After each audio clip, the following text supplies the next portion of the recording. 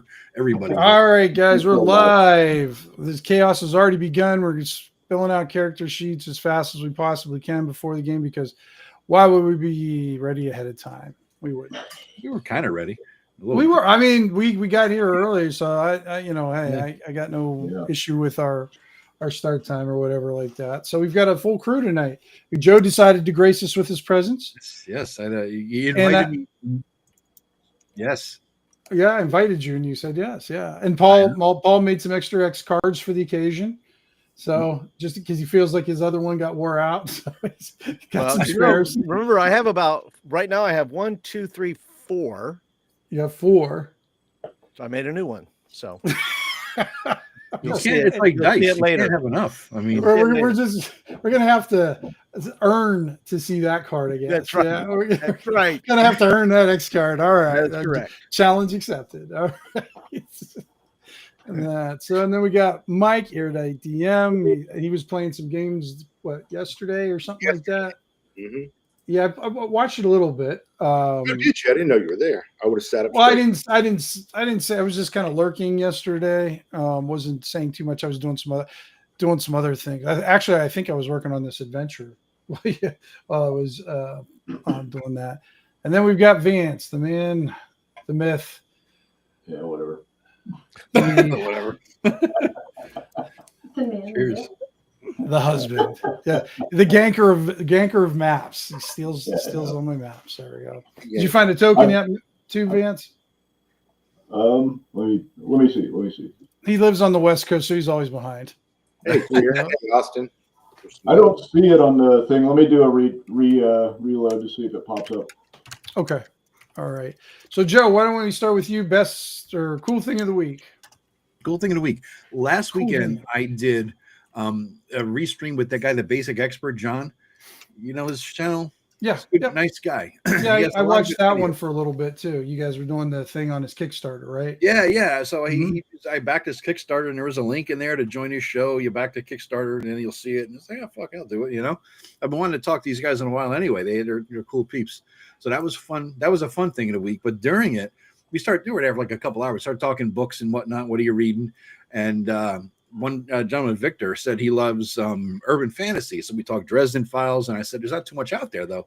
You know of anything else that's good? And he recommended Monster Hunter International, which I'm loving. I'm loving this book. I'm about 2/3 in, and it's just such a. Well, who's the author, Joe? You got your big fat. Oh, it is Larry Correia, Correia. Larry Correia. So, and it's the Monster Hunter International series, which also has to be the first name of the first book. There's Monster Hunter. The next one is Alpha, Beta, whatever. Names. But it's just if you like the Dresden Files books, I mean, this guy wasn't too far from the mark. Instead of a wizard, he's a big dude with guns, doing the same thing, but as part of an organization rather than as a loner.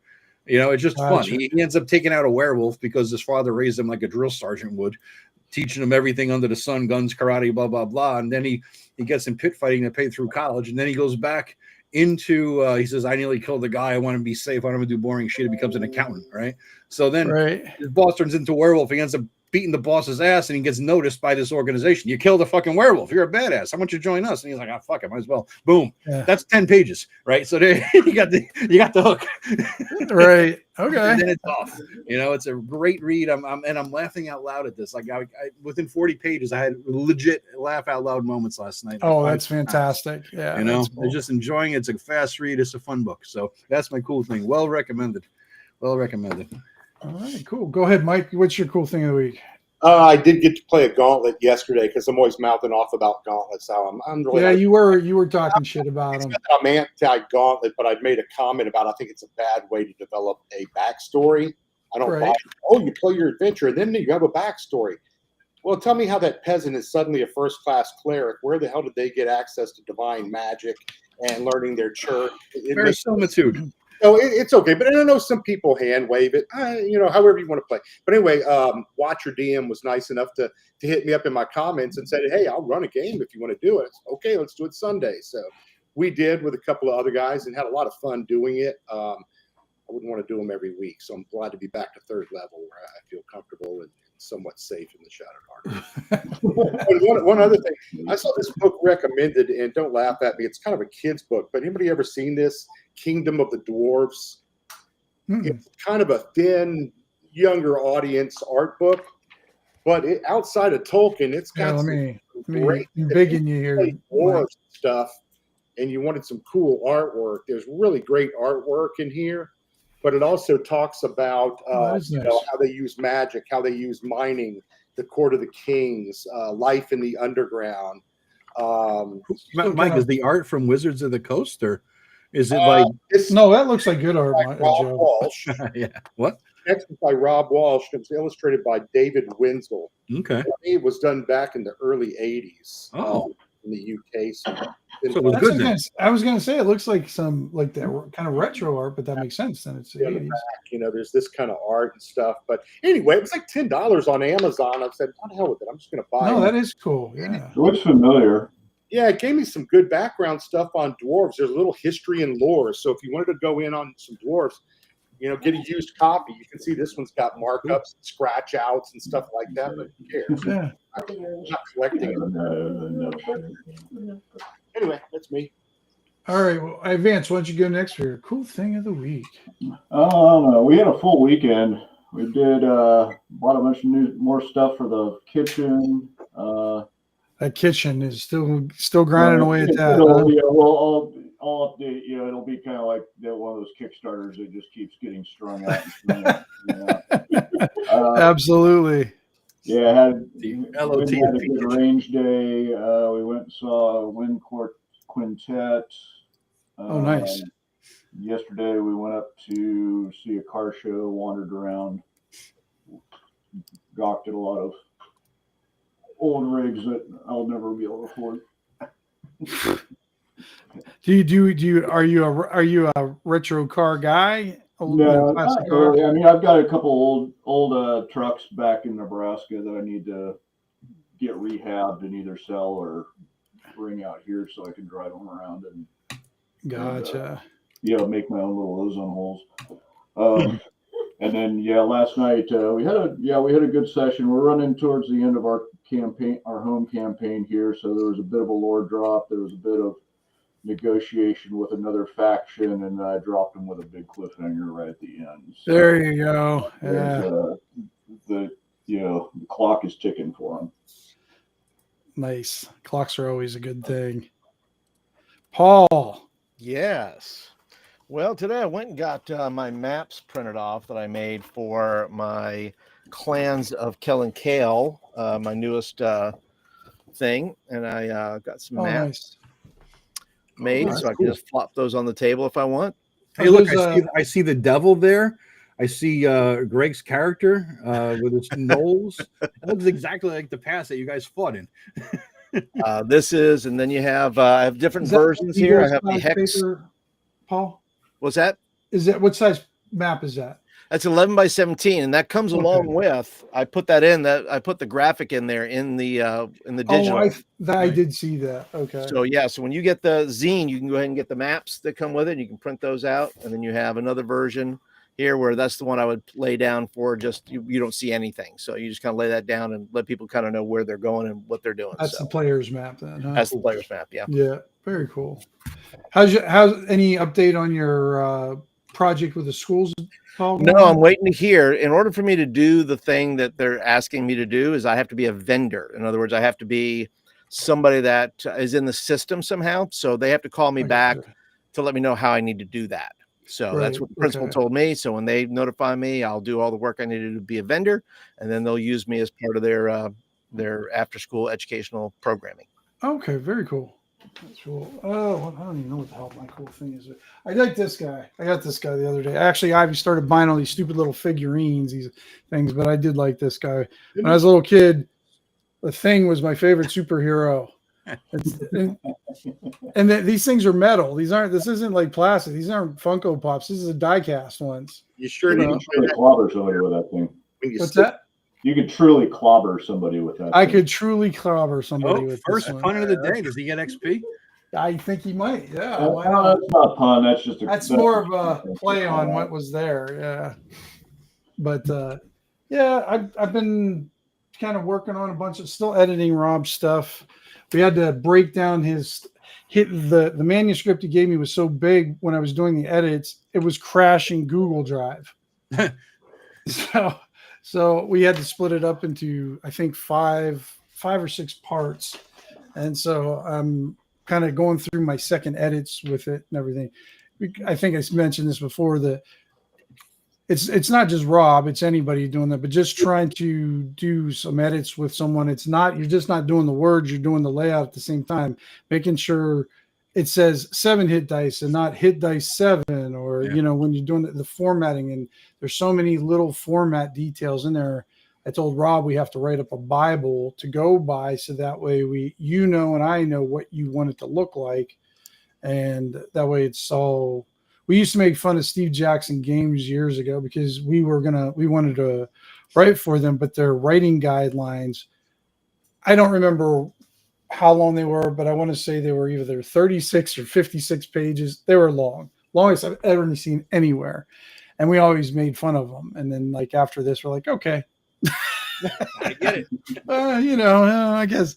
Yeah. I see. I can see why you'd want to do that. Yeah. So that everybody be on the same page and your stuff looks good. So, but yeah. So tonight, our regular GM is taking a break for this week. He may be back next week. We're not sure yet. And but until then, I have some one shots that I will torture these guys through. And like I said, Joe even decided to show up, and his retirement was brief. Yeah, I'm a masochist. I like punishment. So, spank me, burn me, cut me, throw me into the Colmar Forest. It's all the same thing, really. Are we going to get our first X card? Well, I was wondering, Paul, do you have levels of X cards? Is like Boulder? I do. He does. Get worse and worse. I do. Nice. Yeah. It just 17. Just like characters, it levels up. Perfect. Exactly. All right. So what we're going to do, guys, is we're just going to start off. So let's get Joe's. I'm going to share the map. I guess we got to get this laid out here. Yep. And where did it work best at? I don't see Horatio's numbers, Tim. Horatio, did you put your numbers in? Yes. You did. Okay. Yeah, look to see how many people were on TikTok and on Threads and on Rumble and on Facebook. Oh, do I have to do all that right now? No, okay. So I have absolutely nobody on Facebook watching me because I don't know how to share it to everybody because it's locked down to a single. I sent you something on that. I know. I haven't read it. I will. I still have it saved though, which is unusual because usually I delete all that shit. Yeah. Nobody's watching us on Joe's Twitch. We've got 1 on Facebook with Joe, 9 on YouTube for Joe, 4 for you, Mike, 0 on Twitch, 2 for me on YouTube, and 3 for Flint. So 19 total. So we're pretty close to retiring, is what you're saying.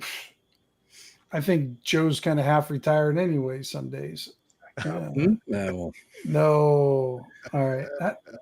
Now, how do I do this, guys? How do I switch this? Because I think we like to. Oh, we made him advance big. Hey, Vance, you got a giant. Let's see. I got to remember how to switch the heads around here. Oh, we'll put the chat. Yeah. I forget, Tim. Show on stream, and we got the.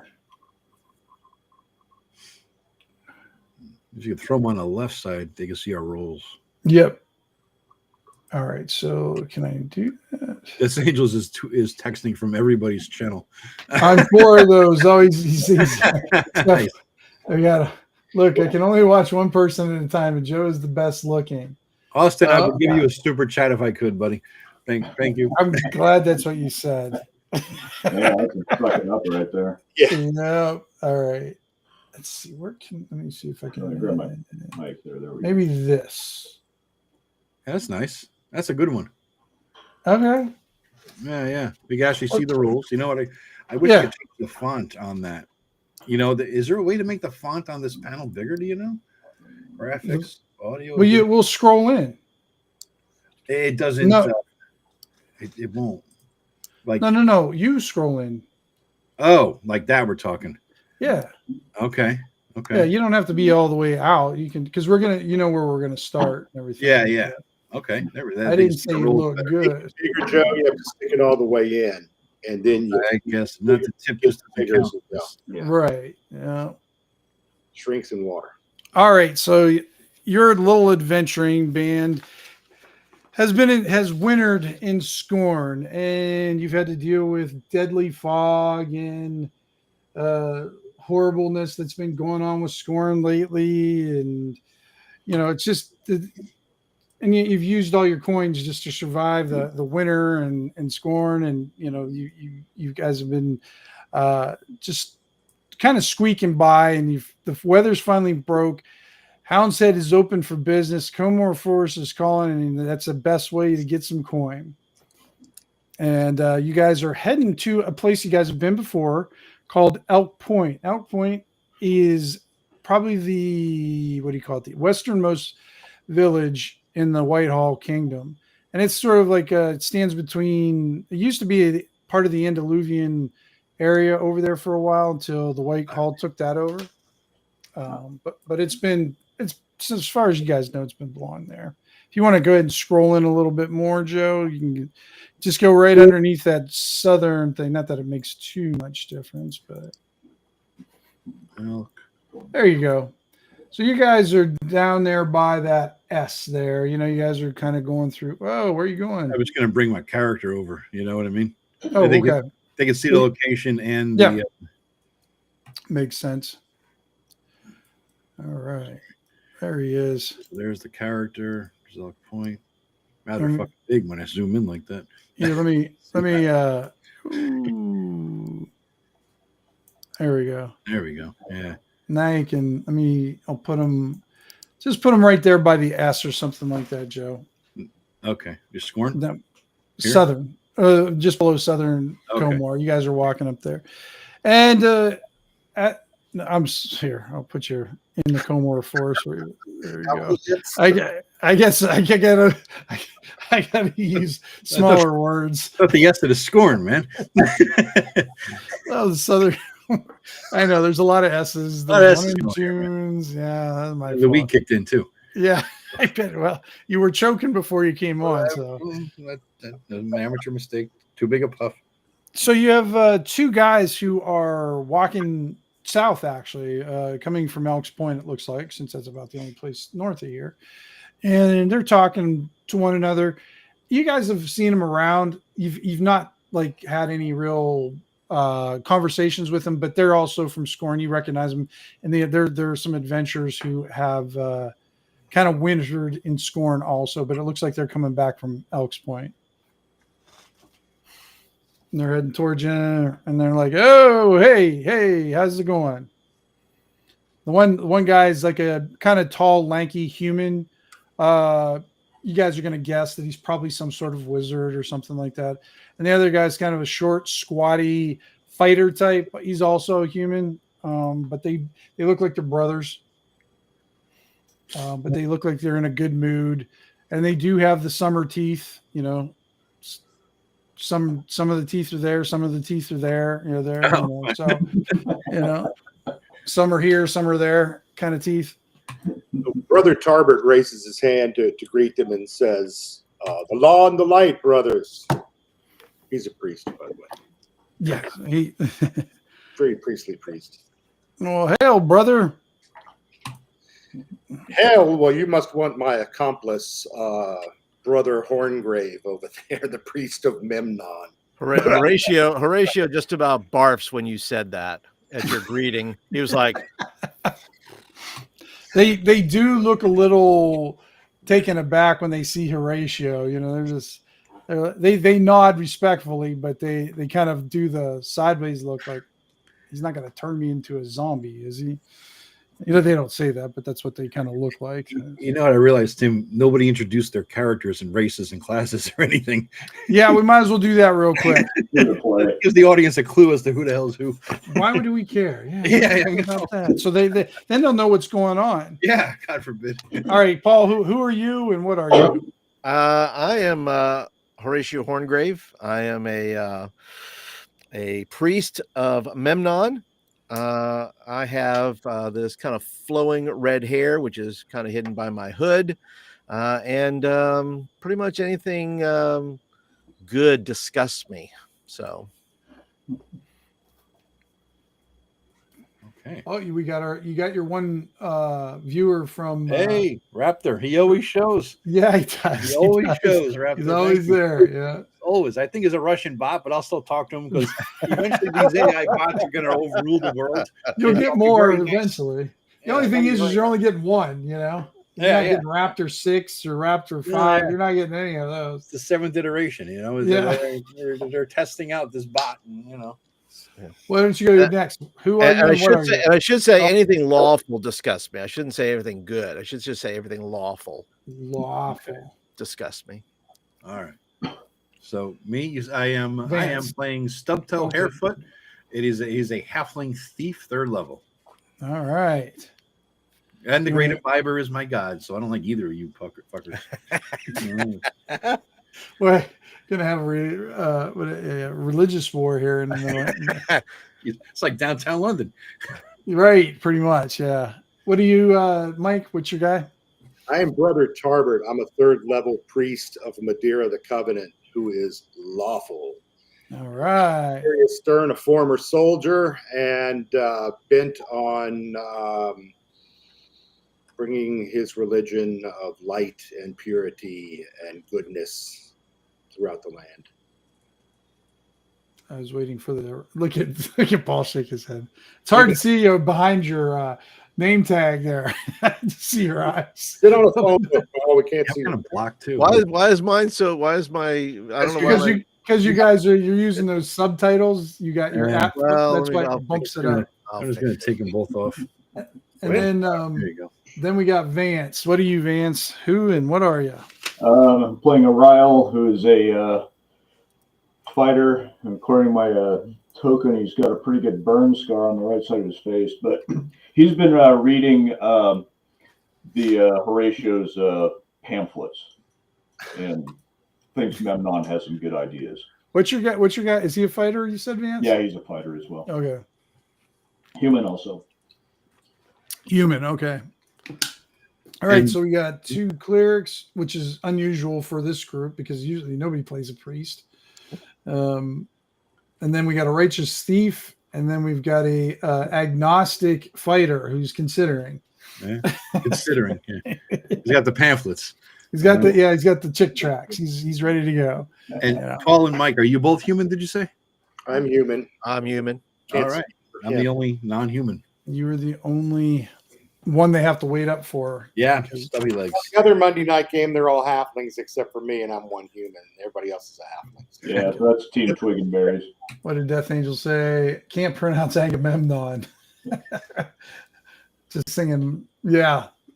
I don't even know how to pronounce that. I thought you were doing the Sesame Street thing. All right. Yeah, exactly. Yeah. Manamanan. Do do do do. Manamanan. We'll do banana splits later. That's our. Right. It's one of our worship songs at Memnon Church. It's one of our chants. What is your charisma? It must be So Henry's the tall, lanky one. He kind of goes. So you guys going up to Elk Point? yes. Yeah. Making a turkey run. Oh well, just so you know, Finnicus is looking for somebody for a job up there.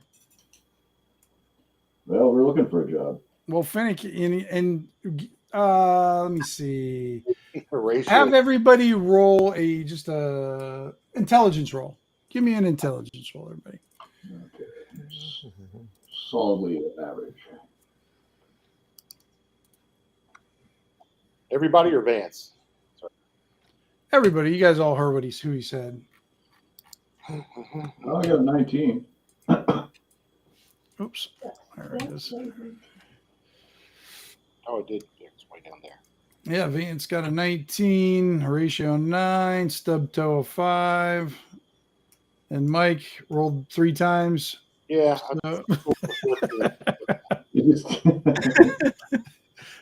So Mike and Vance, you guys know that Finnicus not well liked at Elk Point. He's kind of a known spy for the Baron. Like he keeps a watch on Elk Point. Elk Point's kind of a bit rebellious. They don't like Baron Mabray. They don't want to have anything to do with them. They're kind of, a little bit West Virginia holler, and they don't want to be interfered with. They just want to be left alone, kind of deal. So, I remember putting my draw on. yeah, and then you see the one guy you got. He calls himself Dower, the stubby little brother, and then he goes, show him what we found, and Henry kind of looks in his pocket and he goes, we found one of these. These looks pretty cool.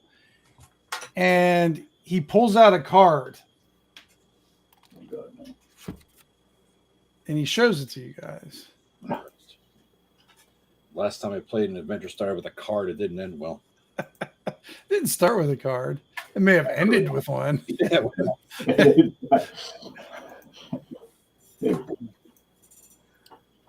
A couple of swingers. Hey, that's a pun. Oh, 1 XP for you then, Mike. Yes. yeah, did you tell him, Tim, we're doing pun XP? No, I did. I don't know if I did. So, in honor of Ken taking a break, I'm doing puns for XP. So, the worse the pun, the more the XP you get. So, Joe's already kind of bracing himself for the night, and Have to be punned up. you got to be punned up. You gotta take it all Be in. punned over in the morning, but for now, we'll be. Yeah. All right. So that's what he shows you. Okay. He goes, it was just laying on the ground. Is that like a tarot card? And he puts it back in his pocket. He goes, how much do you think I can get for that? I don't know how much this is worth. Might not be worth anything. Yeah, I've heard those things are more trouble than they're worth. In fact, You kind of you see them both frowning. Well, it's got to be worth something. I mean, it's nice. It's cool. Look at the artwork. He goes, it's still in good shape. It looks like it was just made. He goes, I don't think it's going to be worth anything. And you see Dower goes, I told you. And they kind of like, oh. Is there anything I ask him if there's anything on the back of the card? And you see a weird. Well, how do I say it? The pattern? What's a pattern where it's like equal all the way around? Equidistant. a square. Like when you do almost like a kaleidoscope, it's you've got equal curve. So just almost like a kaleidoscope kind of back to it. Okay.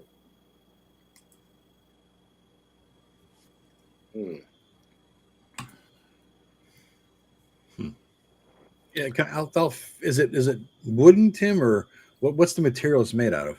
This one's made of a are you going to touch it? Yeah, why not? It's one shot. Let's touch everything. Yeah. You grab a hold of it, and it almost it feels like it's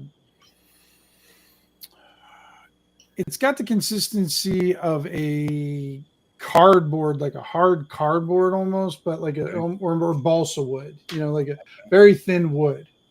And this is painted on, or is it what kind of you put your finger over it, try to feel it or see if there's any texture. Yeah. The only texture you feel is the grain of the wood. You don't feel if you normally found a painting, you'd feel the texture of the paint. Yeah. This doesn't have any texture to it other than the wood itself that's on there. Oh, it's more like dyed wood, maybe, or something. It's sunk in and dyed. Probably. You don't. It's done in such a way that it looks more like a painting than it does like a dyed wood, but you can't feel any of the paint.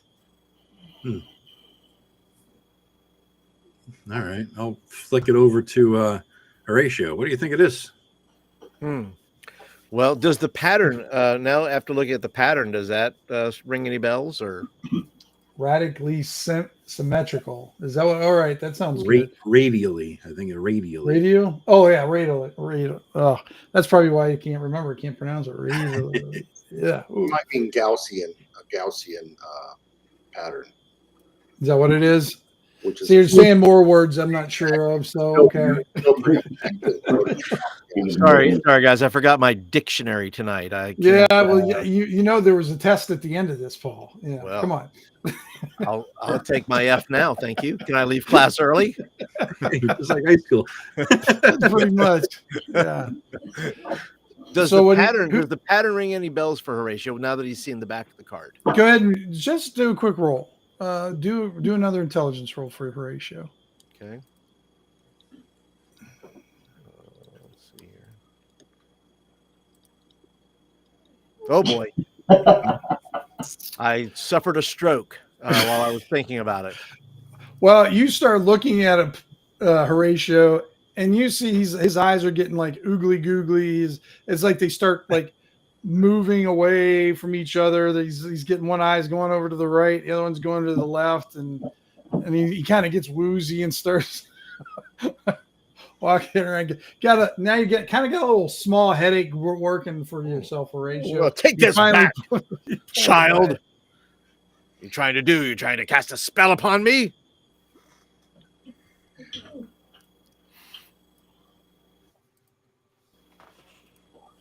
You give it to me or to the kids who gave it I give it back to the kid. Oh, okay. Okay.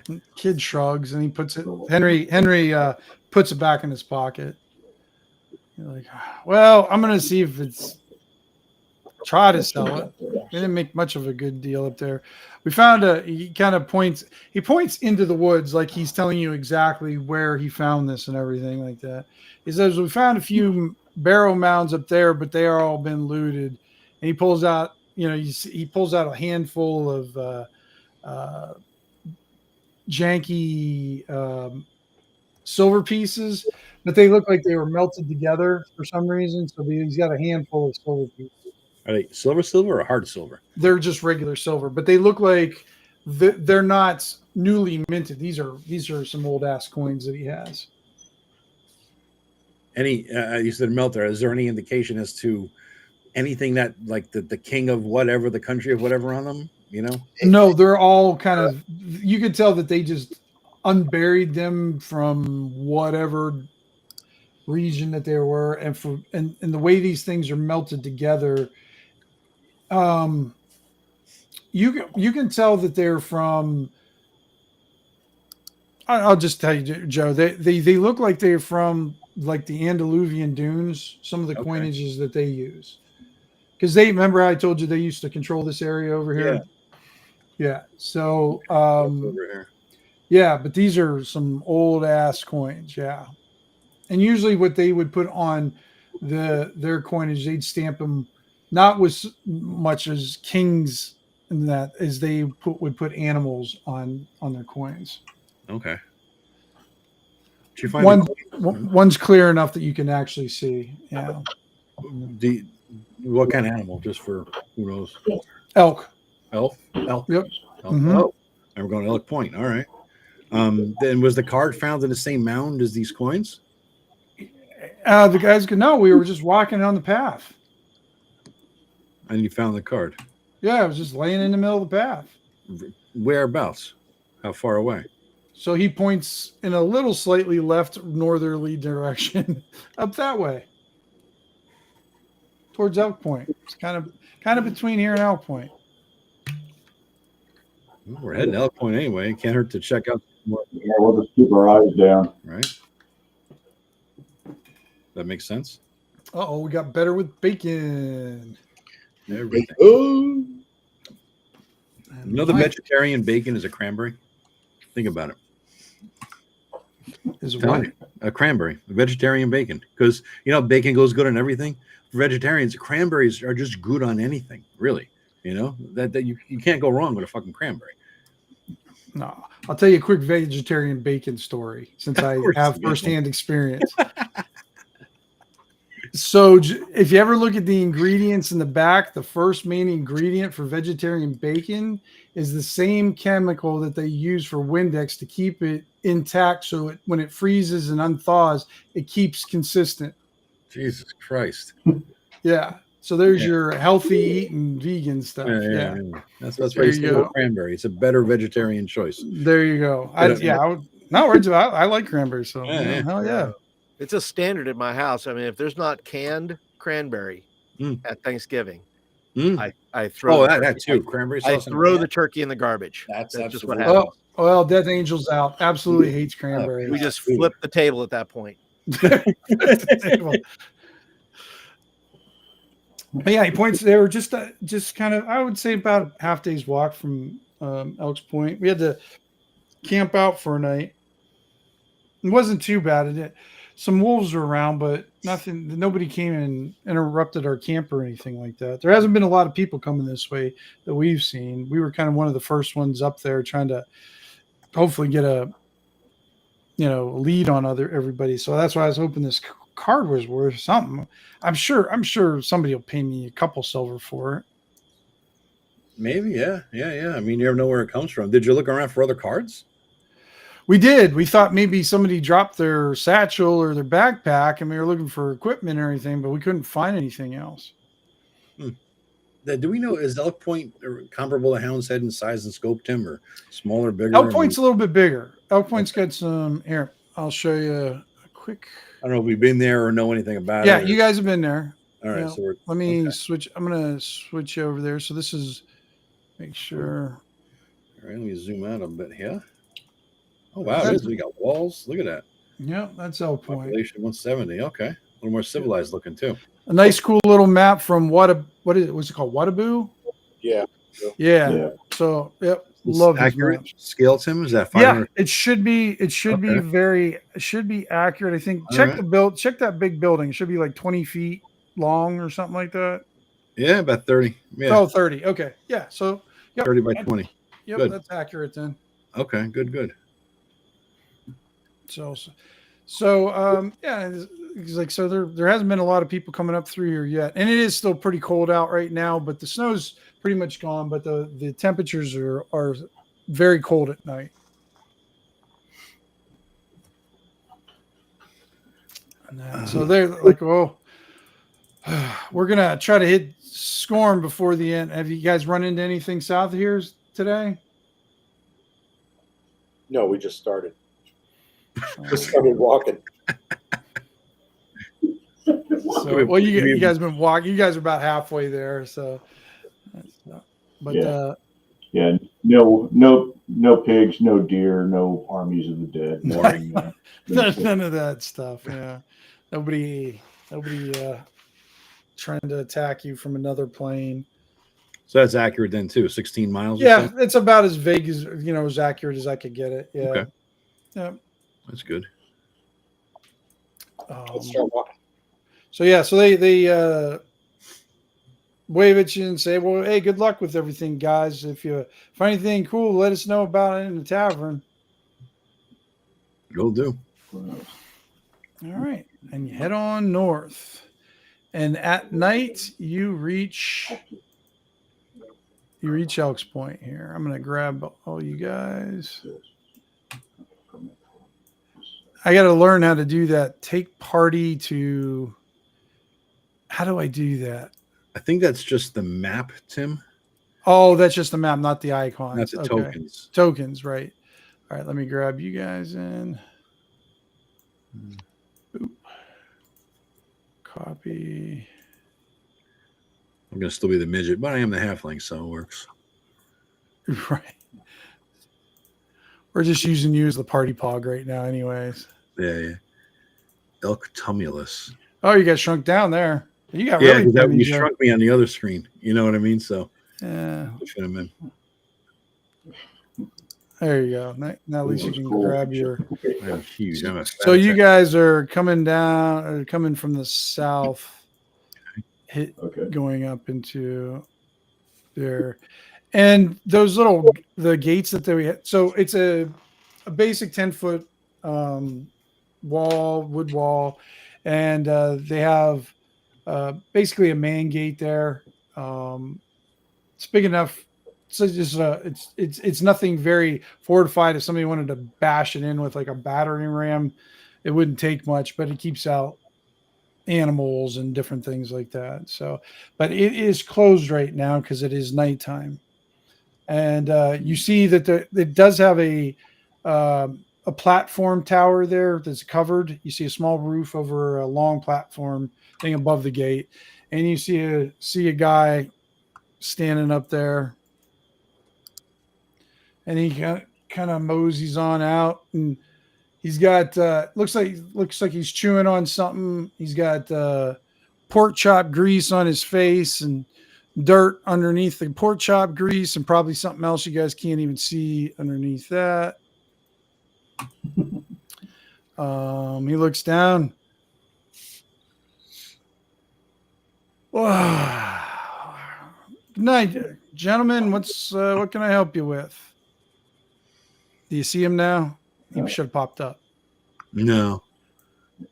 Whoa. All right.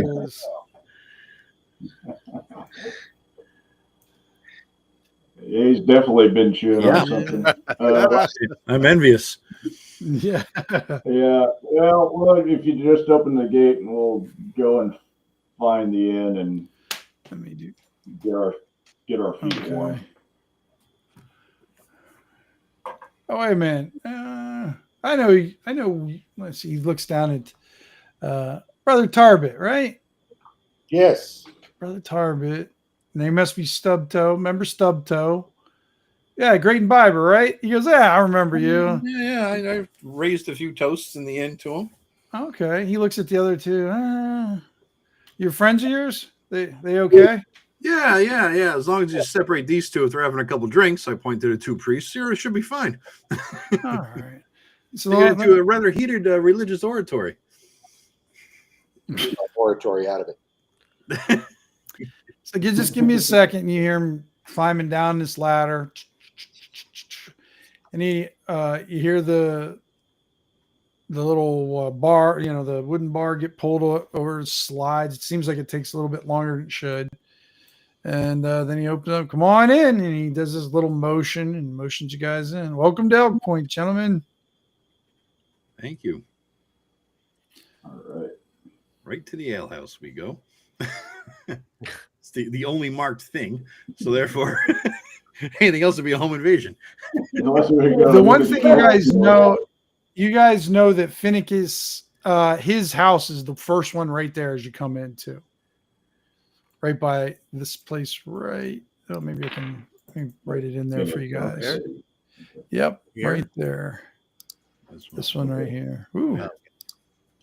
That's a big one.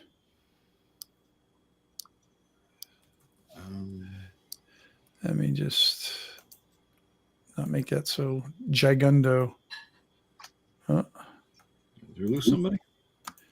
I don't think so. Oh, no, there it is. Okay, I just had to scroll out. Let me make that a little smaller. Don't need it gigundo like that. Oh, that's a little too small.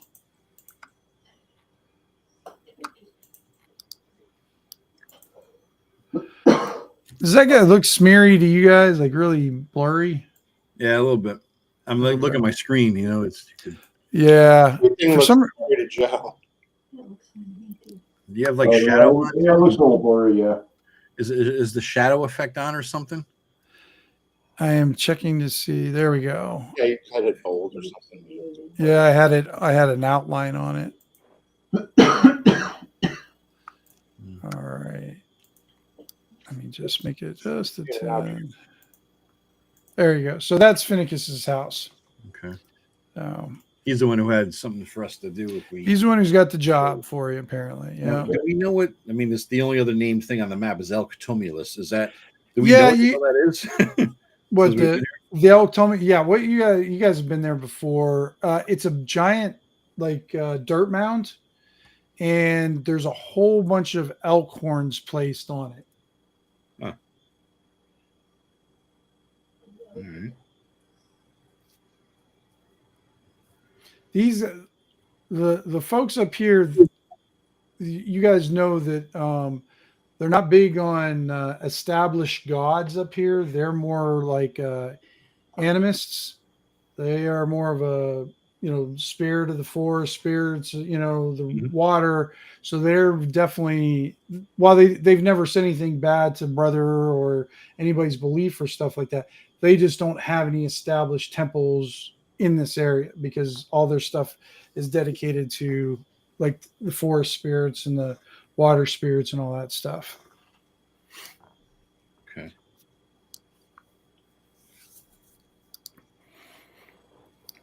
There's no store you got because you've tried to Stubtail. You've tried to shop here before, and Never. There's no stores in here. This is all residential stuff. The only one that's sort of like a communal place is the ale house, and that's people use that after dinner, and that's where you guys are heading now. It's pretty much after dinner. People go to the ale house, have their drinks or whatever, and sometimes they have meetings there. They'll have town meetings and whatnot, and so yeah, because it's sort of the central place where, and the rest of them are basically residential homes, and then you kind of also notice this is one of the few places you guys seen where they actually have walled-in crops. Walled-in crops? Did you say? Yeah. Like all those down below are walled. Yeah, those are walled-in crops. Yeah. For like rabbits get protection, or we're just like this is mine and that's not yours, Well, it's still the Comoor Forest to the south, and then they've also had to deal with small raids from the Andaluvian dunes. Some of the what are they called? Doom singers come walking this way to reclaim their land once in a while, so they have to protect themselves, and they just upkeep the wall because you never know what's going to come through. Yeah. Better safe than sorry. Some of those trees back from the palisade because they have trees right next to the wall that are probably taller than the wall. So the doom singers or whoever could climb in the trees and jump right over the wall. I'm just pointing out a little enjoering here for you. But the problem though is that they all drop their axes as soon as they try, and it's all over. Right, yeah. None of them have missile weapons. Yeah, that'd be an easy jump. It's only 6 feet over. A bunch of farmers. Mm. I have heard of these things. All right, you see. So behind the person, then the alewife that is taking care of everybody is Emma. Oh,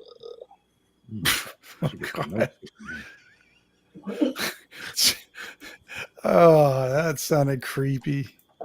Emma. She's lawful good.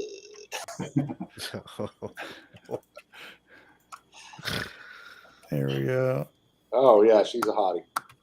There you go. So see Emma out there with you see she's got 2 casks of ale. Everybody seems to be well into their evening ale. They're broken up into various benches, kind of low talking. When they see you come in, everybody sort of like, turds in a punch bowl. Everybody's paying attention to you. Do you get experience for turds in a punch bowl? Nah, it's not a pun. No, that's just an analogy. Does she have one eye? Does she have one eye or 2? She has 2, Paul. Is that important to you? Just fucking the because you want the pun that was available. But she's got 2 cyclops barrels of beer. She kind of does there a little bit, doesn't she? She's got little cross-eyed there. Little cross-eyed. Something going on. Like hello. How come my ale tastes funny? Yeah, well. I keep telling her, look at me when you talk to me. Well, you're kind of still oogly googly from the staring at the back of the card, so you guys are looking a little similar. That's true. I might look that way. Vance, we may be made for each other. I think your sound is like something, Vance. I don't know what it is. It sounds something, right? Yeah. It's like tinny and far away or something. Yeah, I might have to switch to my microphone, but I'm risking. I was going to say, I can hear him fine, Joe. Let's not fuck with Vance's. All right. Yeah. Not mess with the that doesn't end well. in itself. That's worse than using one of those damn cards. So you see Emma, she slams 4 tankards on a table and pours ale. Welcome, gentlemen. Welcome now, Elk Point. Yeah, I think you guys have all been through here before. Sure. Brother Tabert, Boral, Ratio, and Harryfoot. Amen. Never in this combination. We just all had the same urge to get out of what the hell was going on in Scorn. Yeah, we're waiting for the rush. Yeah, well, we got here first, so we got the good beer, right? Yeah, well, you got tonight's beer. Yeah, Better than last night's. absolutely, because it's all on the ground. Well, out exactly. There, so. Or in the bladders. Yeah. So, what you guys just heading up to Hound's Head these days? No plans. Yeah, no, we're seeing poking around here, see if there's anything to keep us occupied. Gotcha. Well, she kind of nods towards Finnicus. Well, I guess Finnicus has got something in mind for somebody. Not really sure who, but he's been looking. He tried to get these 2 kids to do some work for him, but they weren't interested. No kids these days. What kind of work was it? Do you know?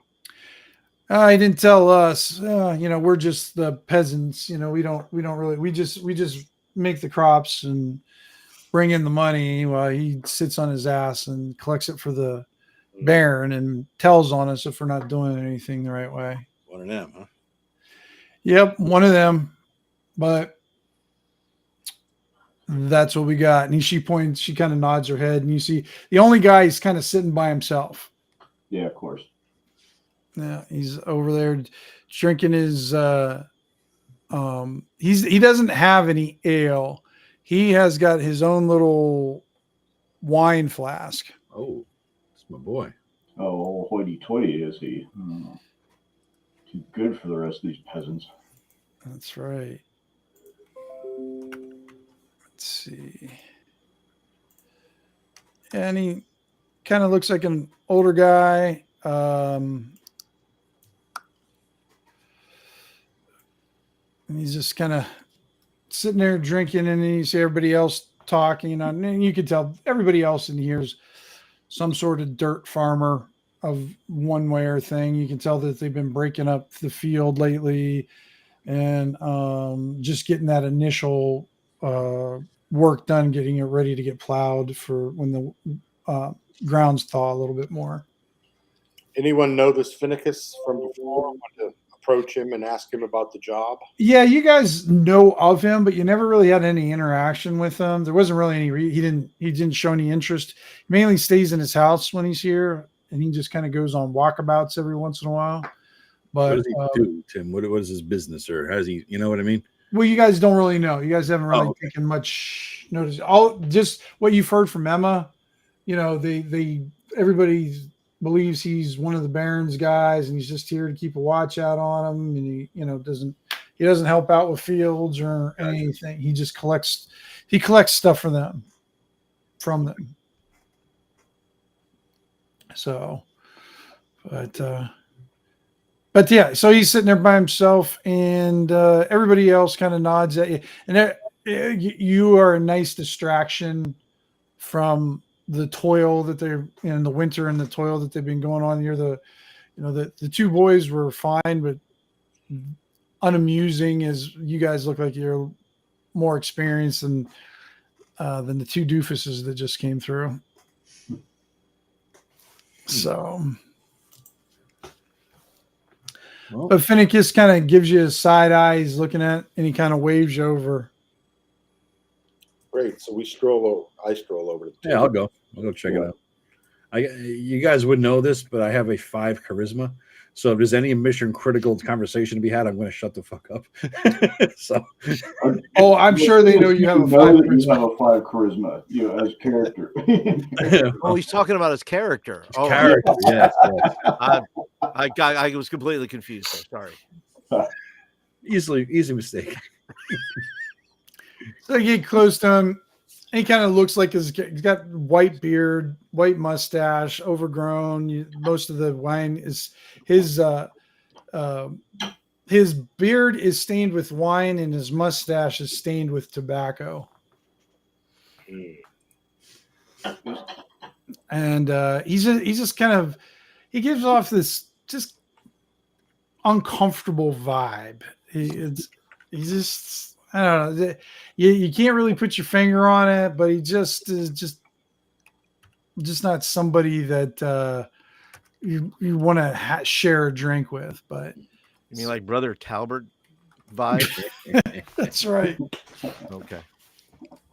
He doesn't give you the lawful jitters, nothing like that. You're clear. You don't get it. But he looks at you guys and goes, "Join me, gentlemen. Join me."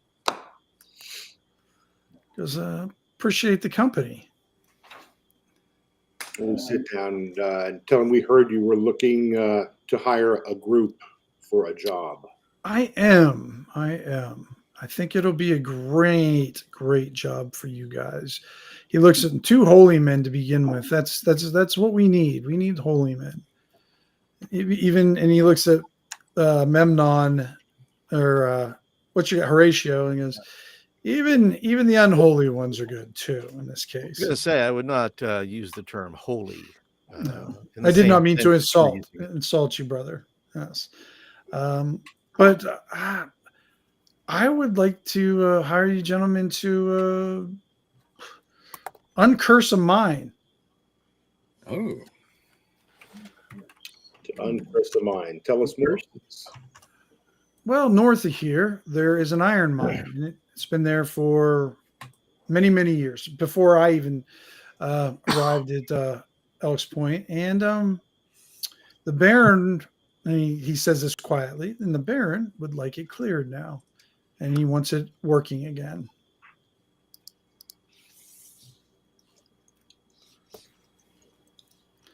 You did say mine, not mime, because we don't work with mimes. Once that happened once and only Right. once. Mine. We had We have our limits. We had an incident. Well, all mimes are cursed, and you can't help. They that. cannot be. I was going to say they cannot be Yeah. uncursed. Right. Yes. It's Yeah. irreversible. Well, yeah, they're always stuck in those invisible boxes. They're just trapped forever. So I was just wondering if that's something you guys could handle. Let's see what it would get. Roll 20. Tim got what? From Yeah. the map. I was asking where we got the map. I told him it was, you said Waterloo, right? Yeah, so this map is from Wataboo. I just generated it, changed. You can customize it a little bit too, which I absolutely love. And then the first map I made in, what was it? Incarnate. I made that one. So Love Incarnate. $20 a year is the greatest goddamn investment ever. yeah, it's very. I just wish it made dungeons a little bit easier. It's not an easy dungeon one, but if you're talking about overall stuff, it makes some great. Yeah, it makes some beautiful maps. Dungeon Scroll is good for that, Tim. If you ever used that. Yeah, that's connected to Roll20 too. You can port them right in. Oh, nice. I didn't know that. Yeah. So it's called the Iron Crow Mine, and it was a pretty well produced producing iron mine back in the day. So we uncurse it. What? So you get it and you get the mine? Yeah. Mm-hmm. So what do we get out of it? Well, you get to help the Baron. That's not good enough for you guys. That doesn't feed us. Who owns the mine right now? Well, it's the Baron's Oh, mine. Yeah, he just can't use it. I think the bigger question is, tell us about this curse. What is this curse that's preventing you from entering the mine now? and who put it on the mine? Well, there's the catch. Just north of here. I'm not sure if you've heard of the Melungian people north of here. Is that the rednecks, Tim? The fucking those goddamn trailer trash, goddamn not even a double wide, and they got no teeth. Not some. It's not summer teeth. No teeth, right? And they abduct the young girls and do things with them. Is that the one we encountered in the last campaign? Give a point to Joe for remembering. Yes, that is. Oh, yes. That is what they are. Yeah. I want to nuke the. I wish I played a wizard. I could nuke every one of those fucks. I hated them. Reminds me of where I grew up, and that was even a rural place. I'm sure you grew up. So apparently, now then again, this is before I got here, but I guess it was a sacred site to them, and they used to mine their sacred ore out of there. He goes, whatever. Well, when the Baron took over claim of Elk Point, well, the mine was going to come with him, so he demanded that they take over the mine. And in the fracas that happened, they ended up killing Beatrice Millwater, who happened to be one of the elders. And she cursed the mine, which is, if you're going to kill a Melungian, you want to kill him quick and not give him any chance to do that death rattle curse on you, because this is the kind of shit that happens. So they tried to reclaim the mine, and he pulls this up out of nowhere, from where his robes, and he goes, and this was at the entrance of the mine. Oh, nice. See, that's not one of them. That's one of us, or the people he's trying to curse. Because if it was one of them, they'd have a mullet. I know that. We halflings call these the mullet people. We have a name for them. People around here call it the crone. They said it's a The crone. Yeah. All right. The crone it is. And I guess this is part of the curse. And he sits it right on the table. And as soon as he sits it on the table, you see everybody in the ale house just moves. They start leaving. Did you try to take the nails out and untie the rope? Not that I'm Nope. Nope. How about burning? Horatio, this looks more like your divine magic. Do you know anything about this symbol? Oh, Chthonic Musings. You get 2 XP. I'm giving XP out to the audience. Did you see it? Death curse is not an easy thing to live with. That's a kind of a cool idea. Give an XP to the audience for comments and shit, and they can level up with us. That's you know what I mean? Yeah. Over time. Totally. That's funny. Stop talking about my neighbors that way. Yeah, we got them here too, Death Angel. Yeah. So, what do you say, gentlemen? If you want an incentive,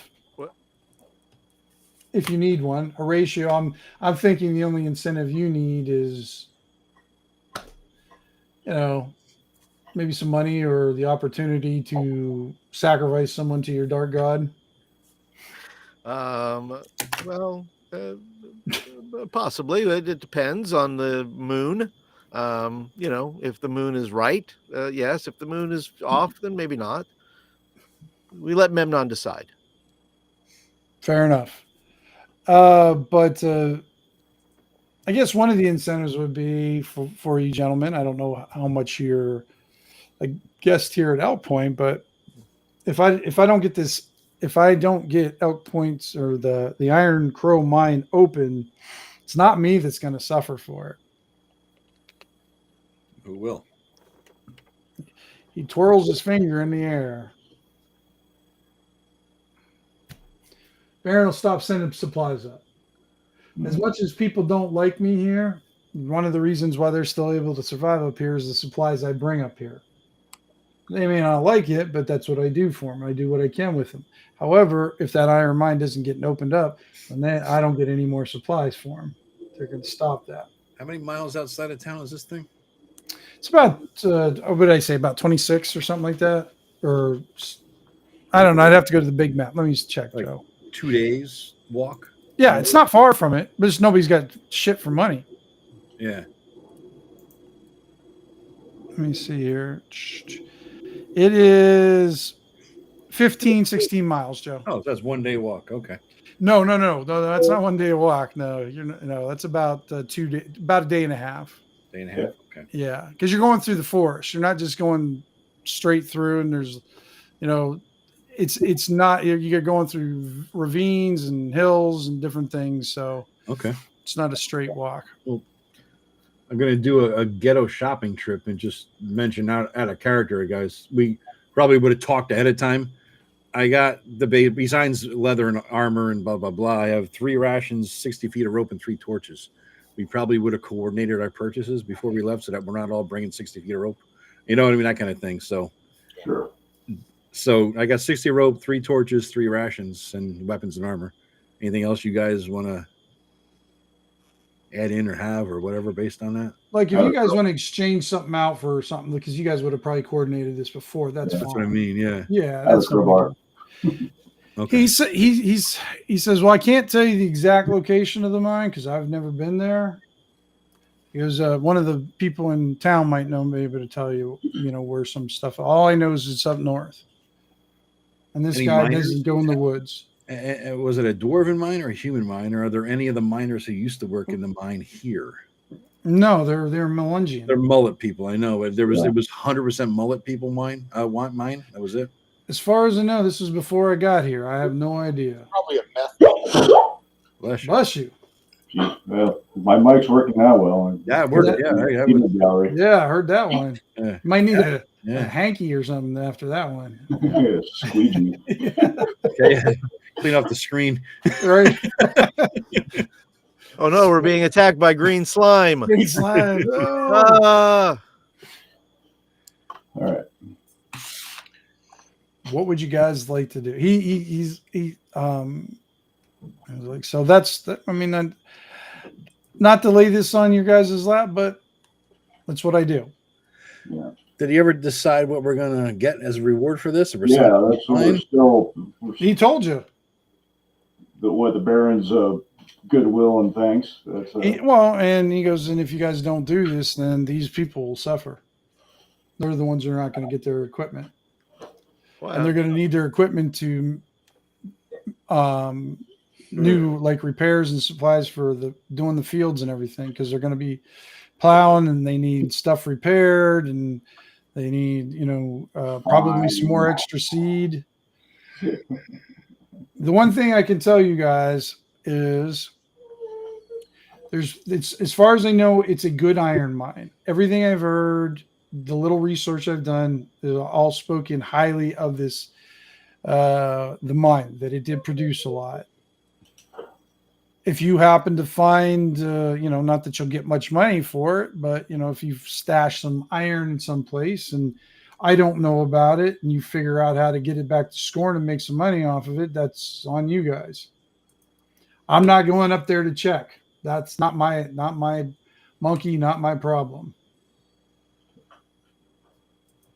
All right. What time of day is it, Tim? Is it evening? Yeah, I remember you guys got there. It's evening. It was after supper or dinner, and everybody was just kind of doing their after dinner ale, but everybody's kind of dispersed. And Master Finicus, will you give us a few moments to speak among ourselves? he kind of taps the table. He goes, absolutely, gentlemen. And if you need a place to stay, he goes, you can use one of the houses.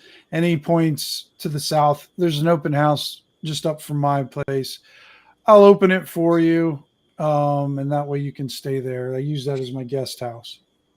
Can you bring up the world map again, or the region? Yeah, whatever? absolutely. I tell the group, I go, it would be unfortunate if Brother Finicus were to somehow to die in his sleep. Yeah. I hate to say it, truly but tragedy. the evil priest and the good priest were kind of thinking the same thing for different reasons. I think this is an unjust man who wants us to go take on dangers for free, for nothing. Yeah. And then he's threatening to punish his own people for it. Well, He may have to tie his eyelids to the gate in the front, and then let the Baron know that he has an unjust man who was There you go. What if the Baron sent them here just for that trait? poorly. Yeah. If the Baron sent him here just that trait, then we're in trouble. I'm more concerned that the Brother Finicus is so cheap. I feel that we should loosen his pockets when we return. Well, I think Before he dies in his sleep, of course. that's of course. Tim, can you ping the thing roughly? I don't know the direction. Like, you know what I mean? 16 miles, like Where it's at? Yeah, roughly the direction, if not the dot. You know what He I mean? said north. North, dead north. Okay. Well, he So said around. north. Yeah, yeah. He All did right, not north. say dead north. He said north. He didn't know where it's at. He's never been there because that's not his thing. Gotcha. Yep. He doesn't know where it's at. So, So if you guys are at Elks Point, Oops. ish there, something like that. Okay. That roundabout area. so he's like, yep. So what you guys won't have to worry about too much because I have a hex map for that part of it. Okay. So straight up woods, no roads, nothing else. there's the only road that you have is it's basically a game trail that heads off to the east and then it catches up to Hound's Head, or if you keep going east, then you'll hit Low Hill eventually. Is this the fucking Redneckville here? Is that the place? What Redneckville? The Mullet That's Town. just no. It's north of here. They live in this. Basically, they don't get dots because they don't. Okay. These are established villages within the Kilmore Forest or in the Whitehall Kingdom. And they sell it amongst themselves. They never come to like Scorn to sell the iron, so there wouldn't be some trail of wagons with ore from there to Scorn that we could use as a guide. You mean the Melungians? No, they no. Remember, he said it was a sacred. All internal. Oh, that's right. It's secret metal. Yeah. Okay. All right. Well, I mean, maybe we could ask around this tavern. There's hunters, there's trappers, there's people who just get out in the woods, whatever. They may have a clue as to, oh yeah, I remember that game trail, whatever. May ask around it here. That might help. Remember, they all left as soon as he pulled out that cursed item. Oh, they left the whole inn. Oh shit! They just fled closer, further tables. No, as soon as he pulled out the crone, they all took their tankards and went home. Oh Christ! Speaking of turd in the punch bowl. Yeah, really. It's duty. Anyway, yeah. And when Finnicus leaves, he leaves the crone is still on the table. I ain't touching that thing. Yeah. Not the priestly types. Yeah, Horatio, you got getting vibes off this thing? No. Horatio, that's right. I first of all, I appreciate a good noose. He looks at him and goes, I think that might fit around Brother Finnick's neck. He just kind of looks at it and he looks at it for a minute and he's like, he doesn't really, unless I have some sort of immediate reaction to it as if I had seen it before or something like that. I just got to look at it and go, make a wisdom check there, Paul. Okay. Mr. Horatio. Oops, I got to get on the rolls part. 11. You kind of get your hand near it and you just decide not to touch it. You don't really get a vibe off of it, but you just kind of like, no. Nope. I don't have any sense about this thing. Doesn't feel like a lucky charm to you or anything like that. Well, no, and not to me. Not to me, it doesn't. It looks like what's your god's name? Memnon? Memnon, yeah. Yeah, it looks like a Memnon back scratcher to me. Perfect. That's right. We sell those in the gift shop. Yeah, right. Exactly. at the church. How we raise money. That's right. All right. What would you guys like to do? You guys are basically sitting alone in the ale house with the crone in between you guys. I guess we're gonna leave. Are we gonna just leave that thing on the table and just go and camp out and then take off in the morning? Okay. What if we need to uncurse it by using this thing? Right. Fine. I'll take it. That's more of a priestly call. I don't know. I asked my priestly companions to put their heads together in a non-violent way and consider that it might be that we need to uncurse it by using the object of the curse. I'd prefer not to touch it, but I'm not afraid of it. If I need to, I'll throw it in a bag and carry it along. That's what I'm thinking. Knock it into a bag without touching it by hand. It does look like the cover of that book I shared with you earlier this week, Tim, which you were making derogatory comments about the artwork on the front. And I'm thinking that's why you chose it. No, this is a picture. This is actually called the Catskills crone. It's an actual thing. Yeah. So. Well, so were the others, but they were Norwegian. Yeah, yours were Norwegian. These were Catskills. Yeah, I think it was in New York, or I can't remember where in New York, but somewhere in New York it was found, and it was a bad. The people who found it was bad things. Well, I'll take a look at this and we can determine whether it'll be useful for us later. All right. So you guys just gonna pocket it then, Mike? Then Put it inside a small velveteen bag that I always carry, and I tie it up carefully, and I put it back in my backpack You're not touching it, right? next to my Lunchables. Whatever you do, Next to don't your- touch it. or your Uncrustables, or is that what they're called? Yeah. All right. So you guys go to the house, or do you go to where Finnicus is at? Or where do you guys want to do? Yeah, we'll go seek out Finnicus. Yeah, we'll just take advantage of his hospitality. You see, Finnicus is. I'm gonna load up on I'm gonna refill the mug before I leave, as long as nobody else is here. And actually, Can you All right, scroll Mark, down a little bit, Joe? can we stay there with Emma in the ale house, because otherwise we don't have lodgings. It's already after dark, and we. Well, no, remember Finnicus is opening up a guest house for you guys. I'd like to open up his spleen, but You guys always want to do that I to my don't speak NPCs. for my evil brethren Horatio, but if this guy screws us over in any way, he's going to find justice and hell coming side by side for him after the journey. What you guys get a vibe from him is he's just this low level bureaucrat. He doesn't have any power. He's like a worker at the DMV. Hates his job. He's just going He's already been paid by the parent. Wow. yeah, kind of thing. You just, but you guys feel like he was made for this kind of work at the same time. He's got the personality for it. But this house right here, the one I'm pinging there, is the one that he opened up for you guys. Well, I think he's clearly he's an imposter. He's squatting because he spells his name two different ways, one on the house and one on the token. So I think we're justified in killing an imposter right off the bat. Yeah. There you go. Clearly a doppelganger. I couldn't read my typing when I was typing stuff in. He's shady as hell. So, I'm but gonna top my mug off before I leave, though. What the hell? okay. Yeah, the cask is still there. You can take the cask. It's still like half full. I don't want to steal the cask. I'll overfill it.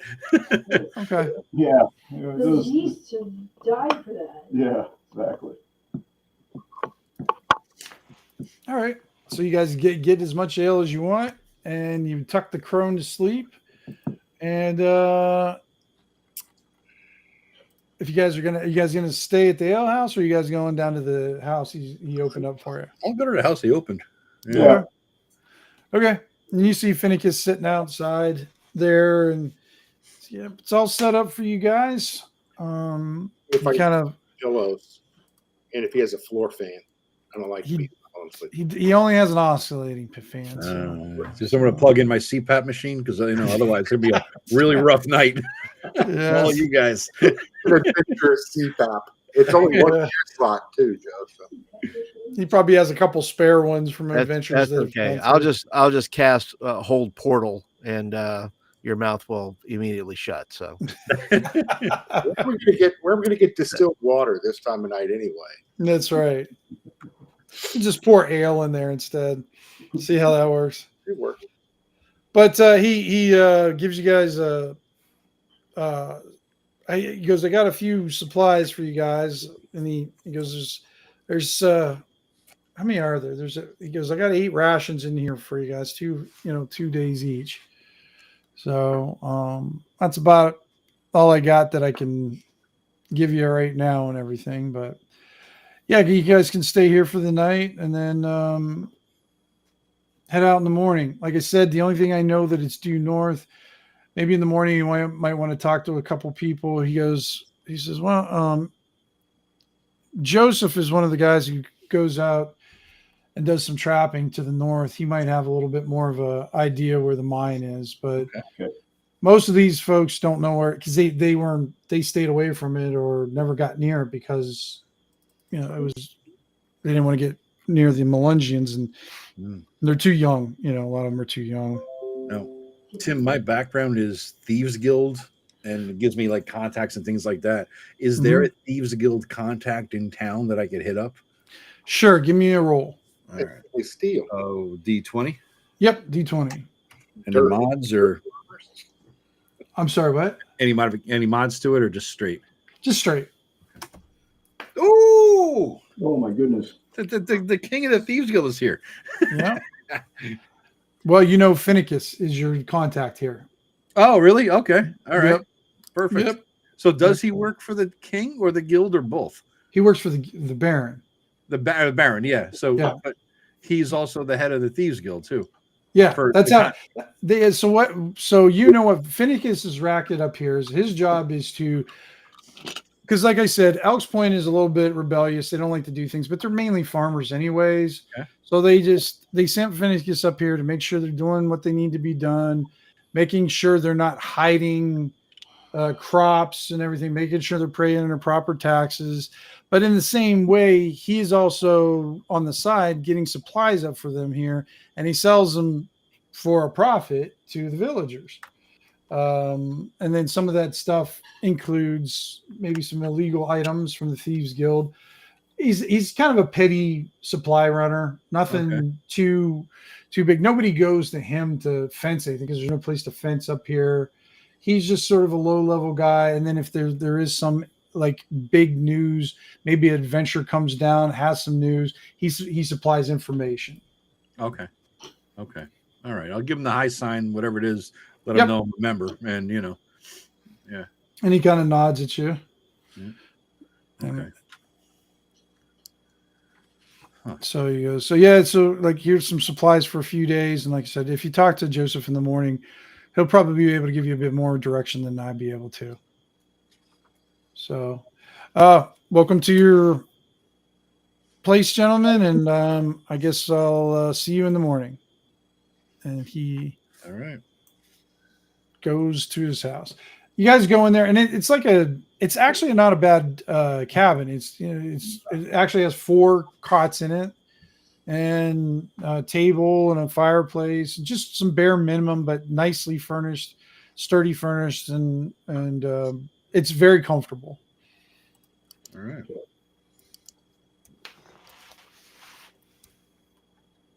Well, I hit the sack, I guess, and wait for the morning for Joseph.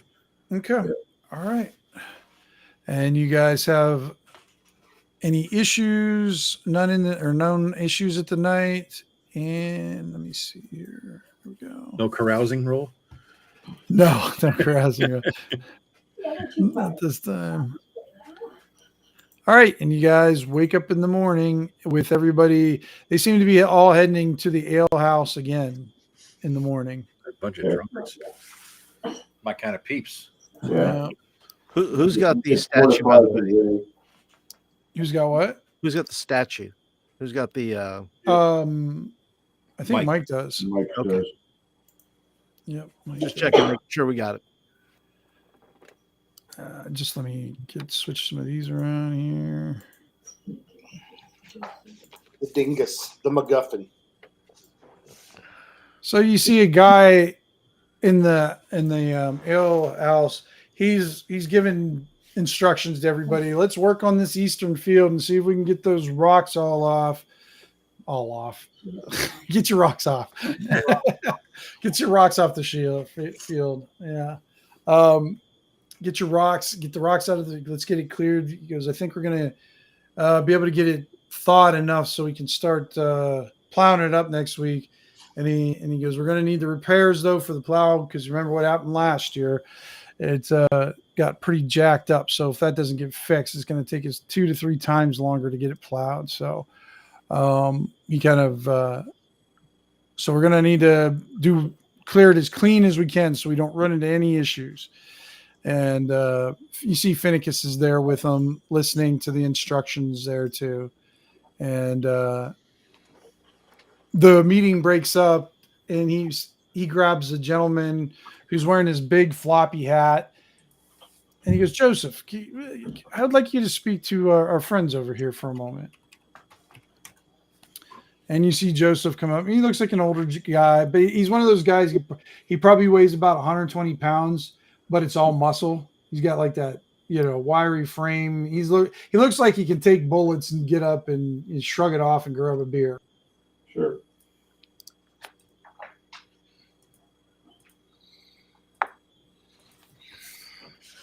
Anybody else think that Manny looks like Luigi? Look at that. Right? I mean, It looks a little Far Side meets The Simpsons. yeah. It looks like it moved it over there. There you go. Yeah, it looks a little bit like Luigi. I'm telling you.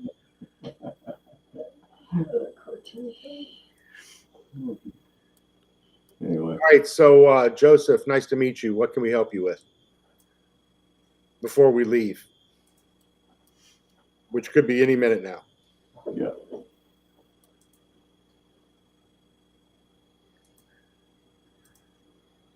Tim, are you muted? Oh, shit. Hope we've lost Tim. Or he's frozen. We're without leadership. Oh, shit. Got to pay your monthly fees. He turned his power off. Restream trying to teach him a lesson. Please insert another quarter.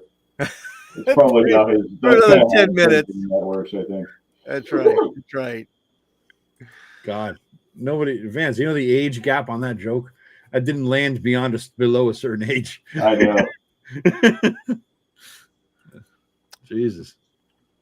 Well, somebody could just play Joseph, and he I'll probably play has Joseph. a lot of money to give us, maybe. It's not a stretch to play Joseph. I Yeah. can play Oh, Joseph. yeah, go exactly Why don't we this just way. tell You him won't we run told into any everybody? wandering things.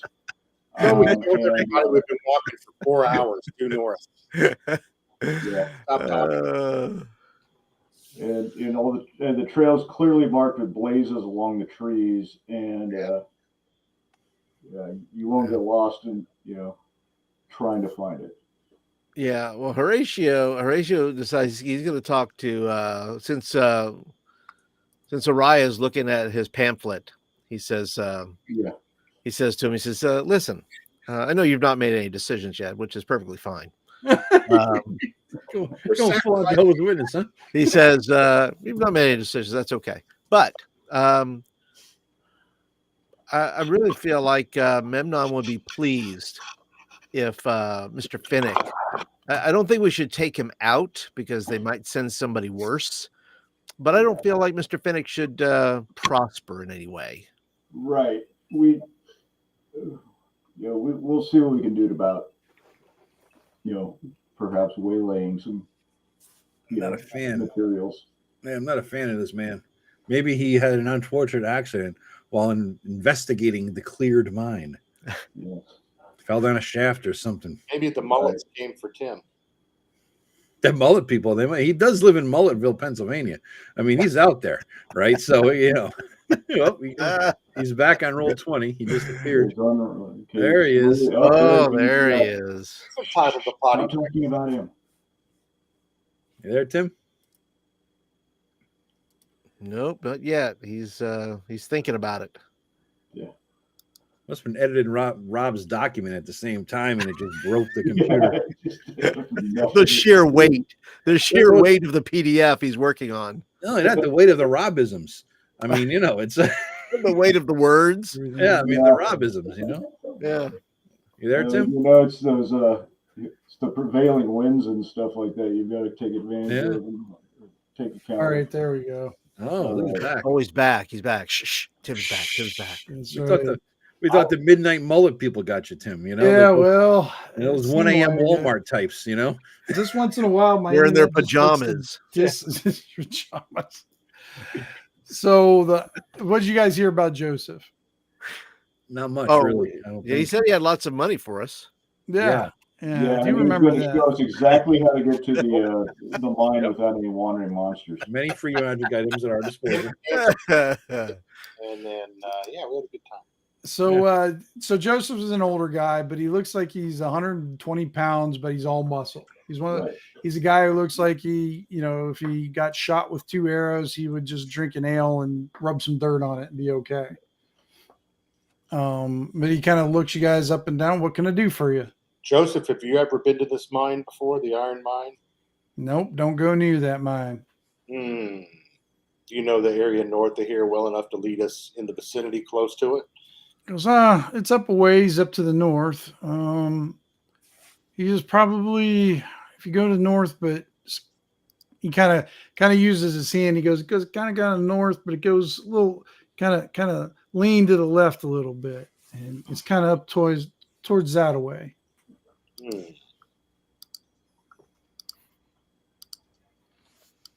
Any signs that we know we're on close to it, right track?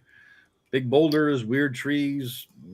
Well, he goes, you'll know if you're getting into the lake woods, you know you're in the wrong area. If you can walk without your feet tripping on stuff, then you're in the wrong area. Okay. So you just keep on going through the briars and the thickets and everything that grabs at you, then you're in the right place. But you know, there's a lot going up there. You know, you got Crazy Milton up there too, so just be careful of Crazy Milton. What's his story? What's Crazy Milton's story? Virginia also? He's just crazy. I mean, you got to watch what kind of mood he's in. Sometimes he's fine, and sometimes he's not. You got a brother named Bradley? No.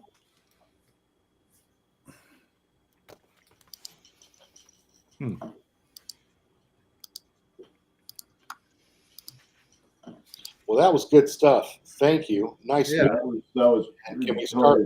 He goes, well, you know what? If you go up north, a ways, you're going to find this giant tree that's falling. That's following us, did you say? Falling. It like fell down. Yeah, it's a big tree. But it's been there. It's going to have mushrooms all over it. You know, there's just shit growing all over out of it and stuff like that.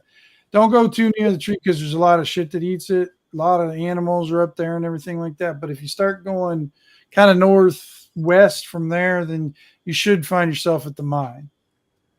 North, the tree that eats people, and then northwest. Check. Got it. Ready? Yeah. All right. No, it's not too bad. No, not too bad that way. But it's easy to get lost. I'm just saying, you start getting caught in there. Them trees make you wander the wrong way a lot of times. So you got to keep your wits about yourself, because when they start grabbing at you, it might be something for real that's grabbing at you, not just a branch. I looked at a group. Anyone here got some sort of scouting ability?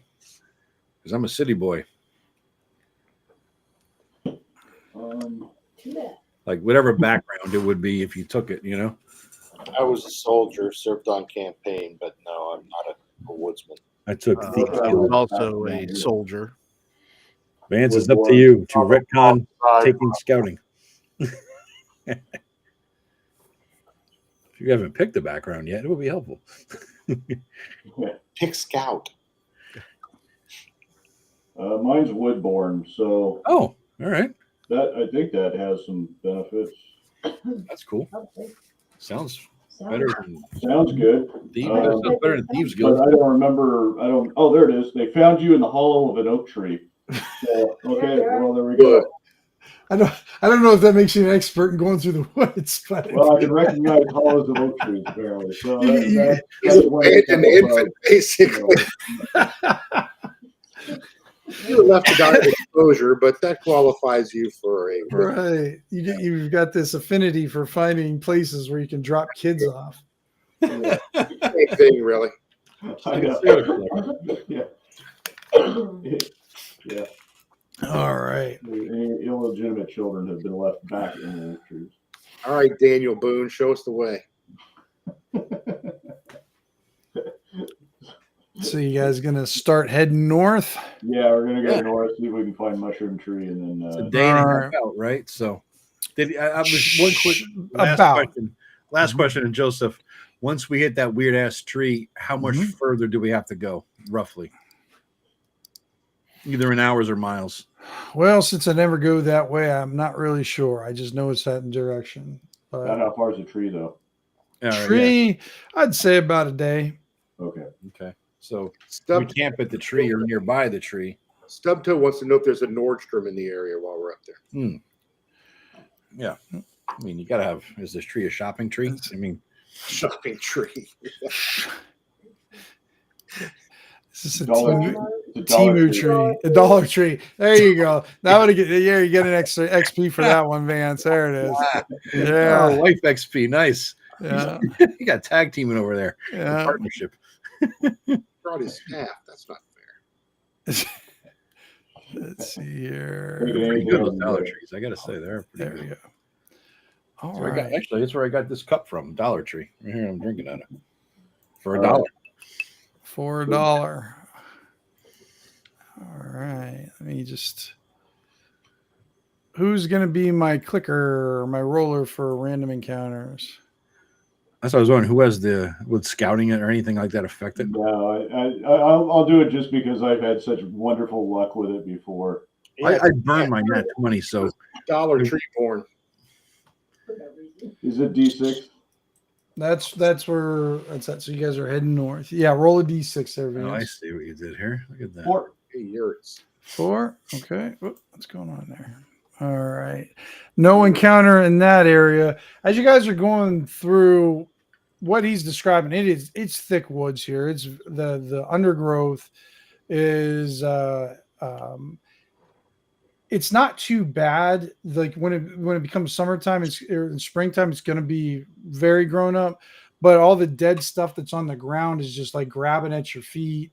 And there's a lot of conifer trees here, so they're low hanging and they're kind of brushing against you. And it's hard to find a good path through there. Once in a while, you'll find a game path through here, but they're far and few between. All right, Vance, go ahead and roll again for this upper half.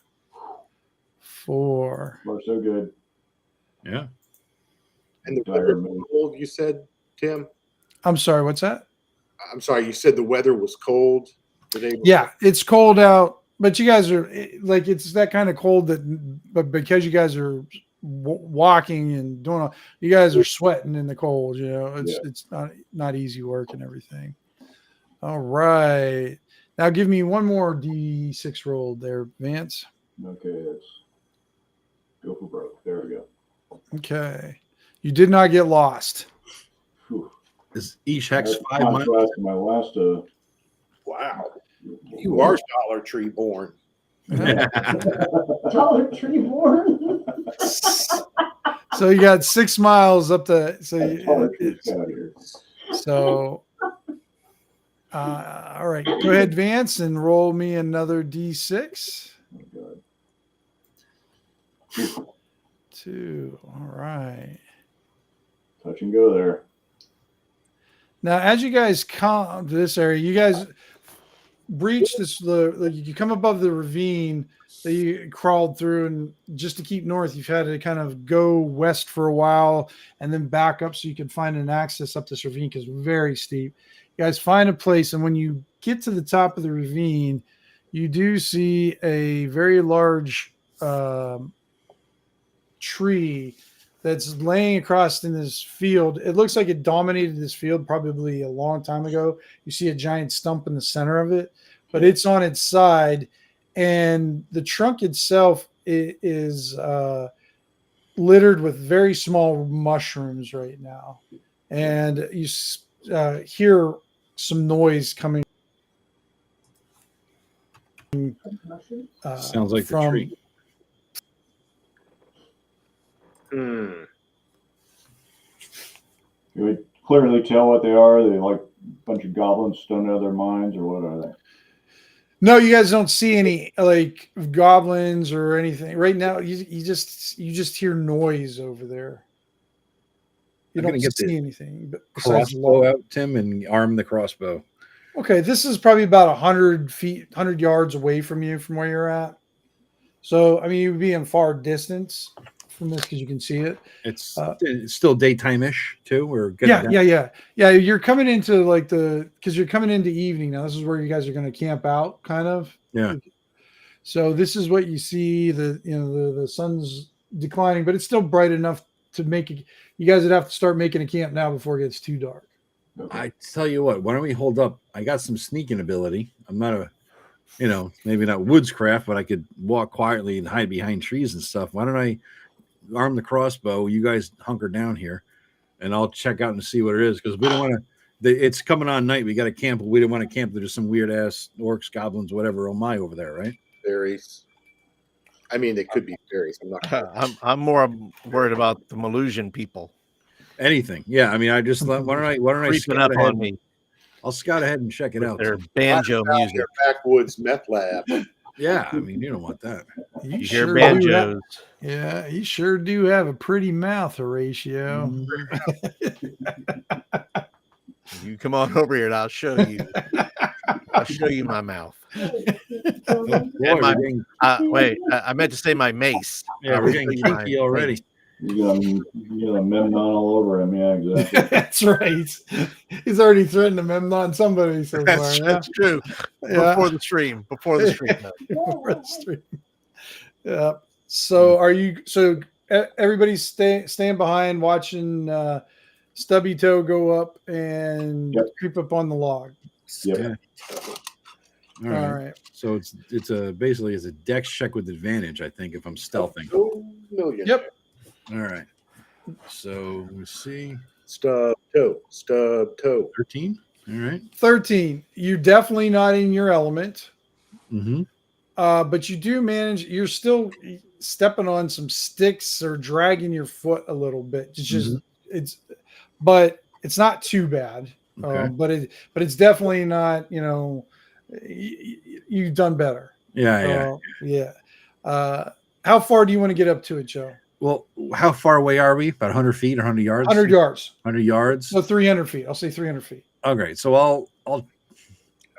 What's the space around it? Like, are there trees to hide? It's in? open. No. It's an open. Remember, I told you it's like an open. It's flat out open before. Yeah, it's open. The only this, like I said, this tree used to dominate this area. So Okay. basically, think of a whole football field in circumference. I think that's the right word. Gotcha. That's clear because it used to cover this whole area. And I hear the sounds coming from behind the tree. You just hear the sound seems to be coming from the tree. You don't know if it's behind it, in front of it, in it, on it. Okay, I guess I was. So then, Tim, what I'll do is skirt the perimeter of the. I want to stay in the woods on a 300-yard perimeter, or 300 perimeter. You know what I mean? Yep. Go Vance, give me a D6 roll. Okay. Okay. 1. Hey, there we go. Oh, and Vance. we have a winner. Yay. All right, Joe, as you're skirting the outside of the woods, you end up brushing against one of the pine trees. And a That dog. would have been perfect if I had wolves prepared. Yeah. Perfect. Defending us from somebody walking down the street, I think. But you hear buzzing, loud buzzing right behind your head. Motherfucker. I'll turn around. And you see a sting bat come out at you. A sting bat? A sting bat. I'm still in the woods perimeter, right? Yeah, Okay. I did have my crossbow ready to go. I'll shoot him. you do. Well, we're going to roll initiative All here. right. I forget that. I think I need to have my token here in order to select it to roll initiative, Tim. You can just roll a D20 and then add, because you're +4 dex, right? Yeah. And then just add 4 to it. All right. Yeah, 17. Oh, nice. All right. There it is. And How far away am I from the guys when I get jumped by this? You're about a football field away, so So- 300 yards, Oh, because so you were scooching around them, yeah. Okay. So at And 90 degrees. and you kind of stayed in the trees Perimeter. too. yeah. All right, 13. Joe, go ahead. All So you right. see this one sting bat come out. How big are they? Just They're about a 3-foot long mosquito. I hate fucking mosquitoes. All right. Yeah, he's not. nat 20. Oh shit, man. Boom. So All right. instead of 1d4, roll 2d4. Okay. And a fuck. Where is it? There it is. Oh, and it rolled it already. So 4, so 7 total. 7 total. Nice. This thing goes down, Joe. All right.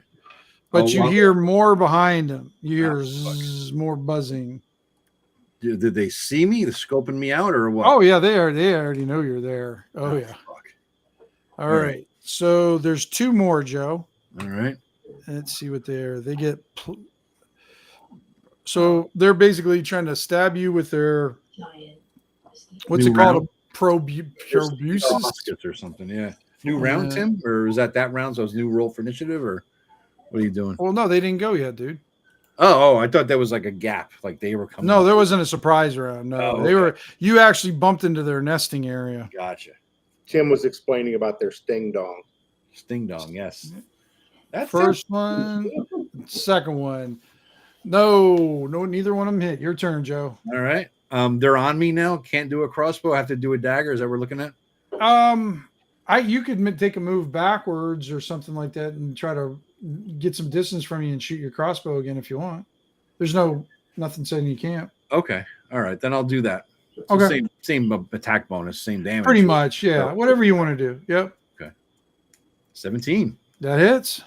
All right. And this is rolling right, huh? Because remember, we had that question. It looks like it is. I'm hovering Yeah. over the formula. Yeah, you got plus Rolling 4. correct. That's what you'd have. All right. Yeah. Cool. If you're passing your rolls, don't For question. 4. 4. That kills Don't that one. jinx it. Don't jinx it. Bam. All Do right. not question the favor of Memnon. Favorite. Oh, Hits you, Joe. Uh-oh. That's me. How many hit points you got, Joe? I got 8. All right. Let's see how many you got left Nine after more. this. Yeah. 20. What's my next class going to be? Son of Hey. a. Oh boy. So you guys see little stub toe running out of the trees. He turns around like John Wick and plows one of the sting bats, just obliterates it. And right when he's doing his Rocky 2 hands raised to the sky, the final one plows right in the middle of his chest and pins him to the ground. Oh boy. I forget how it works. Am I dead? And it's been so long. I forget how it works. That's cool, Joe. What the heck? No, we're gonna go and we want to go and get that thing pried off of him. Is it kick the body, Tim? Yep, Yeah. it's kicked the body. But Because we're yeah. 300 feet away, right? So you guys got a while to We get. get a running start. In the dark. No, It's gonna be, probably. it's gonna be Well- hobbit punching. So what ends up happening now is if you guys want to attack, does anybody have like a far attack? Because you guys can use a far weapon on this I don't have a far weapon. or a far I spell. do. I don't have any fart weapons. So I what do. you guys can do is do a double move towards her. So instead of near, I- which is 30 feet, you guys can move 60 feet. I'm just asking though, Tim, in the dark, how would we know what happened 300 feet away? It's not dark yet. Remember, I said it's sort of like you guys have to start doing it before Yeah, it gets dark. So yeah. Okay, to so make it's your still sunset-ish. Yeah, but you could still see him. But yeah, you got to see everything. You didn't really get to hear too much, except for his little Wilhelm scream when he went down. Ah! Yeah, Well, can I No, go you- ahead? Can I Well, fire off my crossbow then? Because I do have Yeah. a crossbow. yeah, absolutely, you can. All right, let me go ahead and try that. Yeah, it's not gonna work. Nope, didn't do it. Are you guys gonna use the 60 feet move on there then? Yeah, we should double move and try to get to him if we suspect he's. Okay, so you guys are at 60 feet, and then Paul attacked. All right, next round. And you see this thing get off of Joe because basically with that one hit, he hit Joe right in the heart and sucked all his blood up. Kind of like what Joe did to his bowl before he came online. He just started choking on it. He got so much. It was a good hit, though. It did the trick. Bad omen. Yeah, it's a A India little future. foreshadowing, but hey. Yeah, a little future there. So you guys are now 180 feet away from Joe. Yep, 180 feet. Jeez. Super. Do you want to try again, Horatio? Yeah, I'll give it another shot. Okay. Let's see if I can do this. Yeah. Boom. All right. Because this thing is flying back into the woods. 3 damage. 3 damage. You see it kind of, as it's going into the woods, Paul, your crossbow hits it, and it's almost like a plane. It like goes down and it's like goes sideways into the woods. Okay. There we go. All right. So if you guys are going to be, so it's going to take you guys a couple more rounds to get there. Ooh, Joe, it doesn't look good for you. Yeah, I forget how it even works, Tim. Honestly, I'm assuming. So what ends up happening is you roll a d4. Yeah. And add your con bonus. Okay, that's not actually. I do have a con bonus. I got a +1 con. So basically, you've been down for 4 rounds. So you're going to need to roll a 4 plus, a 4, on your d4 roll. Got to roll. So okay. You got a 25% chance to live right now. So D4 +1, right? D4 +1, yeah. And then I have to max it out. I have to get a 4. Yep. Pretty much. Yep. A 5 would be better. And I do have my luck yet, right? We get a luck to begin with, don't we? Yep. Yeah, Okay. absolutely. Yep. All right, gonna have to burn it. 3. Have to burn it. Oh, Hey! it wasn't in that 4 though. All right. I'm not. So alive. you guys, does anybody have a heal spell or anything? I do. All right, you get 1 shot at it, Mike. No, Tim, I'm not alive. I'm dead because it had to be a 4 on the roll. You said. This is the round that you will die if you don't if they okay. don't heal you. So that you're good. That's why I say you need a 4. So Okay, so- go ahead. I was going to say Tarbert leans down and puts his ear up next to his mouth, and he says, I'm going to cure wounds on him, but he says he accepts Madeira the Covenant as his Lord and Savior. That's what I heard. Okay. He's blackmailing me into having to do it. Do I get this choice? Worst things have happened when people were in a coma, Joe. Do I saw Kill Bill. I know. Right. So, yeah, I have cure wounds. So for my spell level, I can roll 2d6. Well, you have to make it. I mean, I have to first. spell cast first. Yeah, my spell Yeah. cast. And I Because as we know in this game, do have that one in the system. See, that's the spell one. casting is not a guaranteed, but a crit. Oh, I think Oh, that's wow. critical. Boom. So you Yeah. get to roll It's like 3d6. wait. Like Don't 10 I have the days choice to accept this though? What's that? The healing? Yeah, no, because he says I'll heal him, but only if he accepts my God as his God. Oh, I was kidding. I was just hearing it. Oh! I thought you were serious. I'm like, oh, fuck you, bitch. I was Well, you gonna say wouldn't. You wouldn't hear it anyways. You're just out of it anyhow. I would have just claimed your soul. I wouldn't have even asked for it. You got to It's cut mine. you open, taking your heart, and put it on the string with the other 3. That's right. I think what you meant to say was thank you, Joe. Right. I mean, like, you know. So, Joe, you wake up and you're at full hit points. You Full are hit. wide awake. Yep. You can be I it. must have stubbed my That's toe and amazing. fell. Yeah. With a giant scar on your chest. Yeah. Yep. Just sparks one up and sits back there in the woods.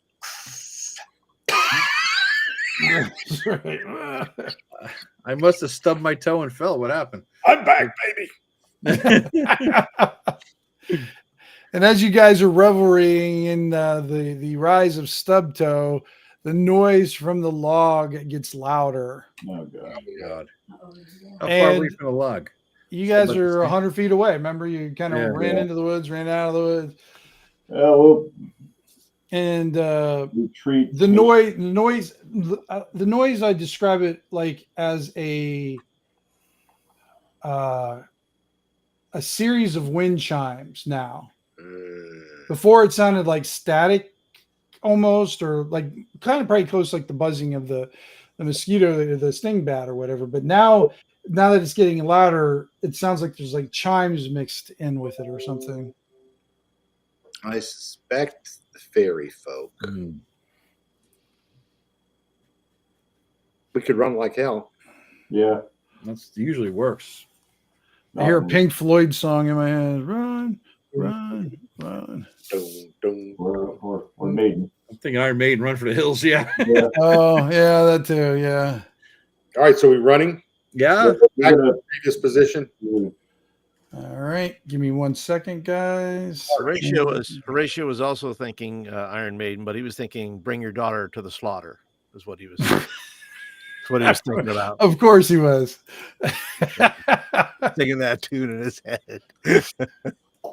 That's funny. Oh, what is it? Followed by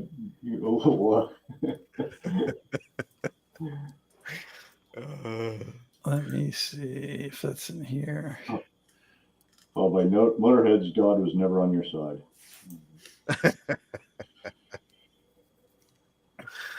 So emerging from the end of the stump, Okay.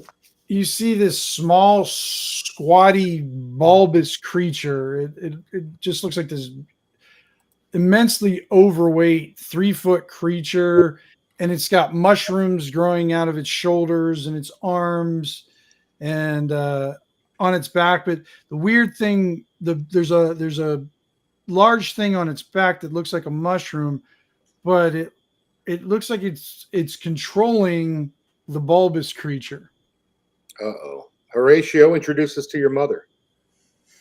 We're gonna get into the dozens here. Your mama's so fat. Your mama got so many mushrooms coming out of her ass. Your mama's so fat, she jumped up in the air and got stuck. Oh, God. Oh, And yes, like all of us, the first time I ever saw that was on the Jeffersons. That's right. okay. So this fat motherly creature with a growth on the back.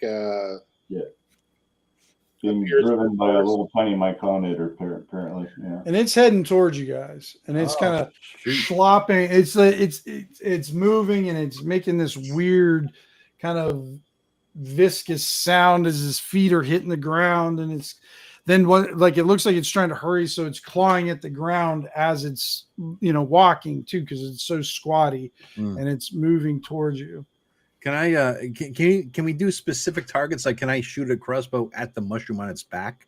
Yeah. Or is that a thing? Like, okay. Is that a thing? I mean, like, choosing a specific spot on some DMs don't let it, let it happen. Yeah, no. I it's going to have a higher armor class because yeah, but that's it. I'd rather shoot Absolutely. that. I'd rather try for that. If it's controlling the thing, I'll shoot my crossbow at it. You're gonna go into some kind of turn order, Tim, so we can all Yeah. see what we're doing. Well, we'll do this with Joe first, since he's the first one who did that. So go ahead.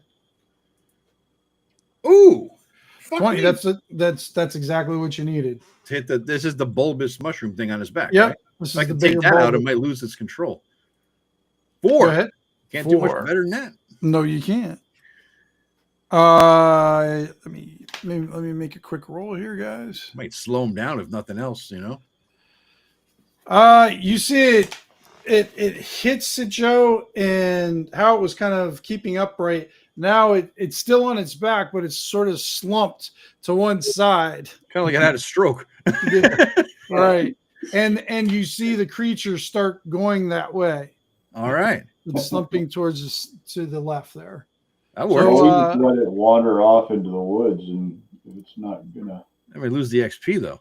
We get the bear situation all over again here, obviously. So, Mike, what would you like to do? I would like to. What's the distance from this thing? Well, now it's probably I'll say about 50 feet away from you guys. I'm going to cast protection from evil. Okay. Which, let's see, I'll need it. Yeah, I've got a +5 on the roll. I don't have it programmed in. That's all right. 11. So, All right, you made it. all right. Ooh, almost knocked over Mike. Horatio's just thinking, what a sissy. Yeah, you can't come anywhere near. Protect me from evil. Mm. Try and walk up to me. It'll be funny. Right. Attack me. Yeah. It's like it's got for him. It's the equivalent of like shuffling across the carpet and then. That's right. You shock him. Well, he wasn't worried about the monster. He's worried about Horatio over there trying to stab him in the back during the combat. He's protecting from him. All right, go ahead, Paul. What would you like to do next? Well, I am going to. I guess I'm gonna. Well, I don't know. What is it doing? What is this creature doing? Is it just leaning over to its side or whatever? So when Joe shot the little mushroom thing on the back and it slumped to the left, all of a sudden the bulbous creature thing started steering to the left, like it's Okay, but it doesn't say anything, or it doesn't. It didn't. It's still you're just hearing the chime noises a lot louder now. The buzzing and the chime noises. Is it just from this creature, or is there other? Are we hearing it from elsewhere as well? It doesn't sound like it's actually coming from them. It sounds like it's coming from the log itself. Now that it's gotten closer, I will then go up to. I will go ahead and take my crossbow and I will put it on my back. I will walk. I guess because I was still back in the back, so I'm going to double move up to the log, I guess. Oh, that's right. I forgot you were all the way in the back. That's right. All the way in the back. So yeah, so I'm going to just double move my way and get as close as I can to wherever these guys are. Okay, that'll take you a little bit of time, but yep. All right. Go ahead, Vance. What would you like to do? I'm just gonna throw my spear at this thing and see if I can just. Are you throwing it at the big creature then? Yeah, I'm just gonna put the whole thing out of its misery. Okay, go ahead. Hits. Oh yeah, that hits. Nice. 6 points of damage. You hit this thing right in its big gut, and the weight of the spear now, including that the spear butt, hits the ground and digs into the ground. So the creature's actually driving the spear further into its own body because it's still trying to go forward, and it doesn't know enough not to do that. All right. I'll switch to hand action and just go ahead and like chunk it up. All right. Ew. And it's your turn, Joe. All right. I will try again for the mushroom. I did pretty good on the mushroom before. I'll give it a shot again. Yeah, the mushroom's not going to have the same protection now either because it's more exposed. Okay. Also, as you pull up your crossbow, you see a light appear at the end of the log. Where it came out of. Yeah, where this creature came out of. Okay. There's a light at the it's almost like looks like a tunnel. Okay. Light at the end of the tunnel. Light at the end of this would be the beginning of the tunnel. Beginning of the tunnel, yeah. Well, our end. But yeah. Yeah. Right, I'll shoot him in the mushroom again. I'll shoot him in the mushroom. Shoot him in the mushroom. Shoot him in the shroom. Yep. Oh yeah, baby. Are they shiitake mushrooms? Oh. Or max damage again, Tim. 2 points for Paul. And a bigger X card for that. A bigger X card for that. For that one, yeah. You gotta have a bigger X card. Use the little mushroom detaches from the back of the now kind of grounded or immobilized creature, and it just falls off into the grass. Is the creature still moving? Is it being, you know what I mean? Is it the thing that you shot? No, the mushroom is gone, you said, right? The mushroom is gone, and the thing is still slowly moving, but it's like moving into the spear. Like it's trying to go forward, but the spear butt has kind of dug itself into the ground, and it's still trying to move that way. Okay. I thought that when we killed that, it would make it immobilized. I thought you said it was controlling him in something or another, like the mushroom was. I just said there was one on the back. Oh, fuck me. All right. I misheard her, misthought her, misspoke. Well, yeah. All right. Anywho. All right. What would you like to do, Mike? Mr. Protective. What the holy name of Dolmen Wood is going on here? I don't know. We're in the Comor Forest. I was about 50 feet away before, so I'll draw my sword and start walking closer. How close is our front line, if you will? How close is the closest person to this log in the light? And probably you three. You know, you guys are probably all equal apart. Oh, you mean the log's about 50 feet behind these guys? Behind them. Yeah, because remember they came out of the log originally. Oh, behind the baddies. Yeah, I know. Right. I'm talking about my compatriots here. Well, you got Horatio, who's doing a little bit of the what was that, Chariots of Fire down the field, you know, running in slow motion. Bionic man. Yeah, a little bionic.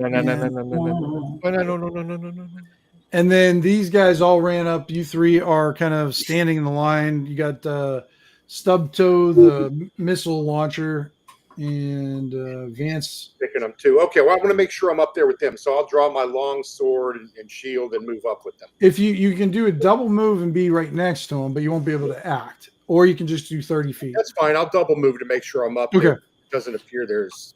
I mean, You're right. You're right on him, Mike.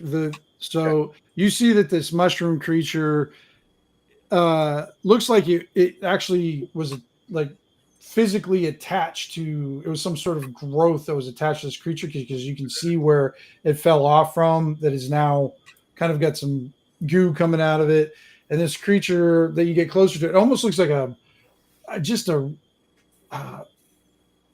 monstrous toad-looking creature. You know, hobbits love mushrooms, so I wonder if Stubtoe reached down there and he's just gnawing on a chunk of that mushroom. Chunk on it there, yeah. Delicious. Not yet. But the creature is still kind of alive, but it's not long for this world because it just keeps on. You can see the spear tips starting to come out of its back because it keeps trying to move forward. Any kind of weapon in its hands? No, it doesn't look like it could hold a weapon. It's more, like I said, it looks like almost like a giant toad. Giant toad person. Okay. All right, so I'll run up there, double move up there with them, and I've got sword and shields ready for. Okay. Horatio makes another move, so you can be up there next round then, Horatio. Okay. All right, Vance, you see your spear is still. Yeah, I'm just gonna whack the thing with my axe and try to put it out of its misery. All right, you got to do a double move, but you can't take an action though. Oh, okay. So You can get up to it like Mike's guy did and everything. All right, Stubtoe, you see two of your guys standing over the. Well, actually, as you get up there, Vance, the spear kind of comes through the back of it, and it kind of makes this guttural kind of noise, and it just kind of goes limp on top of your spear with inside. Okay. Well, I will use my action to retrieve my spear then. Okay. It is covered in some nasty, gooey, gross stuff. Yeah, I pull it out from the butt end. That's probably just been stuck in the dirt versus. Yeah, you're gonna need more than one bounty for that one. Yeah, pointy end. Yeah, exactly. Quicker picker upper. I'm gonna need a roll. I'll probably just leave the goo on it for the moment in case it has any deleterious effects. Okay. So what do you guys do? I'm going to check out that big master mushroom controller. Okay. Do I recognize anything about it? No. Type, breed, nature? Is it moving, twitching, live? Nothing. No. It looks like it had some sort of. It's got like blemishes on it, but the blemishes seem to be in some sort of pattern where it had some sensory stuff to it. Okay. That it used to guide itself and everything. How big is it, Tim? It's only about a foot tall, but I mean, for a mushroom, that's pretty freaking big. Yeah, yeah. And so on the back of this, like I said, it looks like they had a symbiotic type of relationship. You see smaller versions of this mushroom on the back of this toad creature. Just for the shit of it, I'm going to cut it open, cut it down the middle. What if there's any viz in this thing, like animating it? You know. All right, give me a dexterity roll, Joe. Christ, here we go. It's EMD here. Is this a fine and a delicate task, which I get advantage? Yeah, on? let's make it that. Yep. All right. So you get advantage on that. Yeah, because I'm just like a chef's knife going down the middle. Mm-hmm. All right, here we go. 10.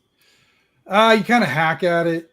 It doesn't really work. You can get a ration out of it if you want, which is good because you're going to need to consume a ration tonight. You can char it up a little bit. Seems safe, in other words. Well, you don't know that yet. All but right. There's enough of it. It's a mushroom, and mushrooms are edible, and there's a hobbit that Yeah. All right. I'll take a hunk out of it, and I'll tell the other guy. Is it? It was worth a ration per person or ration for me? Ration for you. Okay, I'll take the ration aspect. No viz in there or anything though, not like that. No. Okay. All right, that's cool. Yeah. Now, as you guys he's hacking that up. You hear? Remember how I told you guys were hearing like a wind chimey kind of noise that was coming from, and then the light coming from the. You see another bulbous toad creature coming out of there. with another mushroom thing on its Driving top. it. Body. Yeah.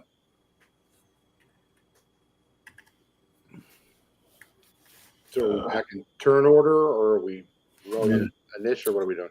Well, I'm letting you three decide what you guys want to do because Joe's doing the Okay. shiitake filleting there, and So is that thing close enough so I can move and just stab it?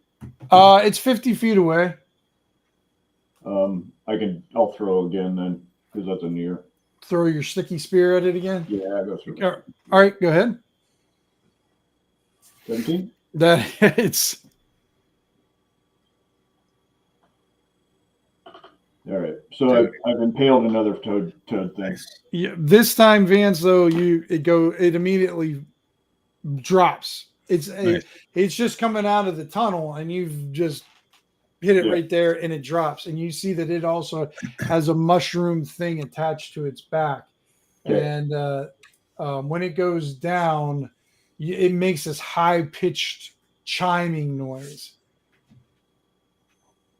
The mushroom does. The mushroom. Yeah, this time the mushroom is the one that's making the chime noise. All right. I'm gonna have to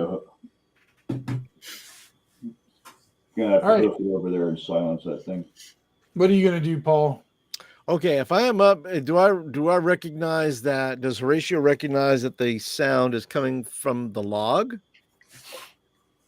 Yeah, like right now, since you're running up there, you kind of do a quick survey of the air with the situation and everything. Right. Yeah. And you see this kind of grotesque creature coming through the log, and they've already killed one of them, and it looks like a second one's come out. Okay. Not really sure where the chiming's coming from, but it sounds like it's coming from the log or the creature. Well, as the creature's coming out, then I'm going to go ahead and attempt to do a little burning hands right at the opening of the log. Okay. Nice, very nice. And maybe even set the log on fire. Who knows? We'll see. Depending if it's dry or not, but we'll give it a shot. All right, here we go. Some burning hands here. It's like a parrot. Yeah, I thought it was a crow or parrot. A 12. That's what you needed to do. What I needed. Yeah. All right. Go ahead and do your damage. Okay. 4 points of damage. the little mushroom guy shivers a little bit, and then he just kind of flops to the side with his other little dead creature. But what you notice is that it doesn't, when your flames go out, Paul, it doesn't damage the log at all. It almost goes around it. Ooh. Okay, well, I will investigate the log a little bit. I've never seen it where all you see in there, Paul, is there's a light in there, and it's really hard to see because it's a bright light. Yeah. But it seems like it goes back a long ways. Like there's a tunnel that goes almost one of those little carnival things, kind of swirls that you could go through. Little liminal space action going on. How big is this log on the outside? Not very big. Enough that you could crawl through. There's no way in hell you could walk through it. But you could get on your belly and do a but lengthwise, it's about 150 feet long. Okay. Is it the same swirl as the playing card, Tim? Is it the same swirling as the playing card? Yeah, you said it was a swirl on that too, like a kaleidoscopic. No, this isn't a kaleidoscope. This is more of a whirlpool swirling kind of thing. Okay. That'll be fun. Okay, so so then Horatio says, boys, this looks like some sort of opening to somewhere, like it could go somewhere. Like this isn't where we're supposed to go, is it? Is this who's our guide here? We don't have to go on this log, do we? No, we're heading northwest from this log. Oh, good, because I'm not going in that log. I am curious though. Yeah, the log's just a signpost, basically. Am I done with the ration thing now, Tim? Yeah, you're done with it now. I could join him at the log kind of thing. Yeah, you guys can all stand around the flashlight log.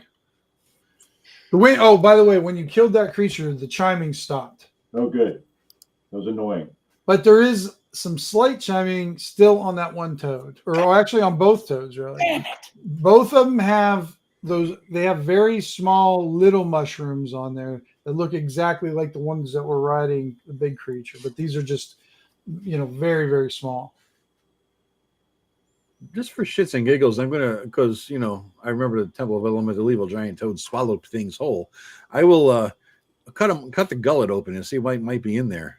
Maybe get to the source of the ringing too. Yeah, I mean, you when you go to slice open the one of the big toad creatures, Joe, you notice that the one, at least the one that you and Vance killed, the one that Paul just burned up to shit. It's going to be hard to do that, but Yeah, it's still kind of smoldering. All those little mushrooms on the back are still alive, and they're like little miniature versions, like half-inch tall versions of the creature that you killed on the top. right through the top. And there's hundreds of them. Oh, really? Is the other thing still burning? The other one? Yeah. I'll drag this one to it and touch it. You know what I mean? Against it. Oh, so it burns? Yeah. But first, cut the stomach open and see what might be in the stomach, and then do that. When you got the stomach, a horrible bile smell, stench comes out. How about that? Now I know my frog legs. Yeah, drag it over and burn this one too, then, Tim. Okay. All right. So you got a nice little fire in front of the log. Toad fire. Not as good as frog legs, but toad legs will have to do, I guess. Yeah, well. And then after a few minutes, the light goes out. All right. Is it darkness now? It's dark now. It's getting very dark. It's going to be very hard for you guys to set up camp. I was wanting to light a torch for that fire, but then you just quickly said it went out. Well, you guys have the fire still burning from the. It's mild. You guys can camp out right. Enough embers still going that we can light a torch off the. Toad. Yeah, or I can actually save your torch. I can cast a light spell on my sword, and we can follow. Oh, nice. How long does that last? An hour. Oh, good. All right. Yeah. And, all right. And let's see. 13. You made it. All right.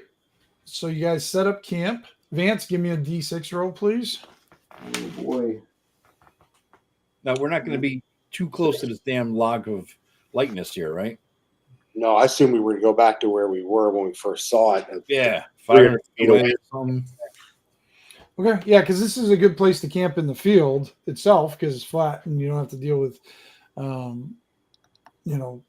pine trees. Because if you guys ever tried to camp out and cut pine trees, you know how, especially when they're low growing and they have a lot of low limbs, it's a pain in the ass. So maybe the edge of the field next to the pine trees. Yeah, you guys are able to make your camp with the light from that. Are you guys going to use torches though for a campfire? Didn't we have to do 3 for that? The Yes, last 3 for that because it's very, very freaking cold out tonight. I got 3. I'll sacrifice my 3 and I'll have nothing that way. You know what I mean? Yep, I know what you mean. Delete those. All right, and I'll take my mushroom ration for the day. Right, so I'm not. Yep, and everybody else burn up a ration, but you got what's his face gave you 8, so now you'll just have 5. Okay. I already had 3, so why don't you guys each take 3, 3, and 2 if you didn't have any. I had 1. Yeah, load up. All right, Vance, give me one more roll tonight. Oh boy. All right, you guys wake up in the morning, and the weather is colder than it was the day before. You guys wake up and you see frost on the tent from the condensation, and there's the whole field is white, and the trees are covered with this light frost all the way across. Okay. All right, so what do you guys do? Well, we confer over our morning cocoa, but I think the understanding was we had to head northwest once we got to this Correct. Yep. site.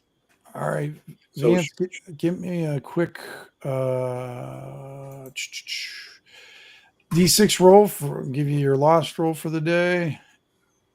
Nope, no lostage. Oh, So you guys, doing a heck of a lot better than. all right. So you guys are going to go northwest now. Yeah, sounds good. Can we All do right. a very quick, brief interlude? Because I haven't done a live stream this month and I have 10 gift memberships to give out. Oh, I do could- you? Yeah, I could pop those real Absolutely. quick. Go Let's see who on, Joe. might get them. My gift memberships are being announced in the live chat, it says. So we got OSR Grognard, exclamation part. Oh, no, that's your thing. That's the Oh, That's the level they're Kill getting. commentary, Wayne Crack. Ellen, Chris Miller, Knucklebones, Camp Kill somebody, Cicero, Donald's angry. Donald Yeah, Sanders. Oh, so Bingo. Wayne Brack, Camp Come, Knucklebones, Karen McKenzie. Nice. That's great, Joe. All Congratulations, right. 10 everybody. people are gifted a membership for a month. As soon as you gave away all your gift memberships there, Joe, we lost 4 people immediately. yeah, did we? We did. That's funny. We went from 18 to 14. Boom. That's funny. Your analog man cave T-shirts are in the mail. Yeah. They don't want to be associated with it. I got 9 watching on the channel right now, so I'm doing it right there. Yeah, well, we got Death Angel on. I guess we got 4. We got 10. We got Yeah, 4 Death you know- Angels and Death 10 other Angels. ones. Yeah. How Four did you, people Joe? that- Joe, how did you send? Joe, how did you send those? Because I don't think I've ever done that before on my Yeah. channel. How did you Yeah. do that? Go to your channel, Paul. Right Yeah. here. You know what I'll do? I'll share the thing here. All right. So I'm sharing that screen. You see it there, Paul?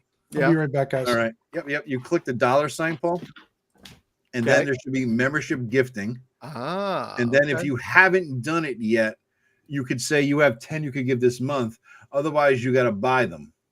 You know what I mean? Oh, gotcha. Like a gift one membership, and I'm paying 99 cents, but every month you get 10 to give out. They last 30 days, right? So I gave out some just at the end of August, 10, and now I give out 10 at the beginning of, you know what I mean? The last 30 days. Mine says I can send out 5, so I'll send out 5. Okay. Yeah, boom. And it's up to you, Joe, to determine what or Paul what the memberships entail, right? Yeah, what the level of it is. Give All my away. memberships are the same benefits and all that. So yeah. Yep. Are you going to gift yours now? Oh, I did. Oh, there you go. All right. Who got him? Ember Keepers, yes. Spellcrafter Gaming, Frank Avila, Corey, Mr. Down Tempo, Jim Nice. Douglas. Oh, and Daryl Arrett. Yeah, Daryl. And they don't have to be the ones who are watching right now. These Right. people are going to get a notice that says you've been Yeah. gifted a membership by so and so for. And they're like, I subscribe to who? Yeah. You know, Yeah. Who's this person? Yeah, Oh, yeah, I subscribed to them. Oh, okay. Since he's taking a piss, I'll do the same here. I'll be right back. All right. That sounds like a plan. It does. So who were the lucky winners, Paul? There's a bunch of Jim, people. Corey, Like, Spellcraft. yeah, it chooses. cool. I thought it chooses people from chat, but it chooses people from all Right. all your Yeah, subscribers. because I've gotten 3 free memberships. I got one from the Basic Expert, the one that Joe did that live the other day with. Yeah. And then I got it from what was it? It was one I don't like, but I still follow it just because I don't like it sometimes. Well, yeah. Besides, you hate love it, or you love well, hate it. it's an AI one. It's that lit RPG or something like that. Oh, yeah. And it's an AI generated one. But I'm always because so bad. But I'm just curious how it works.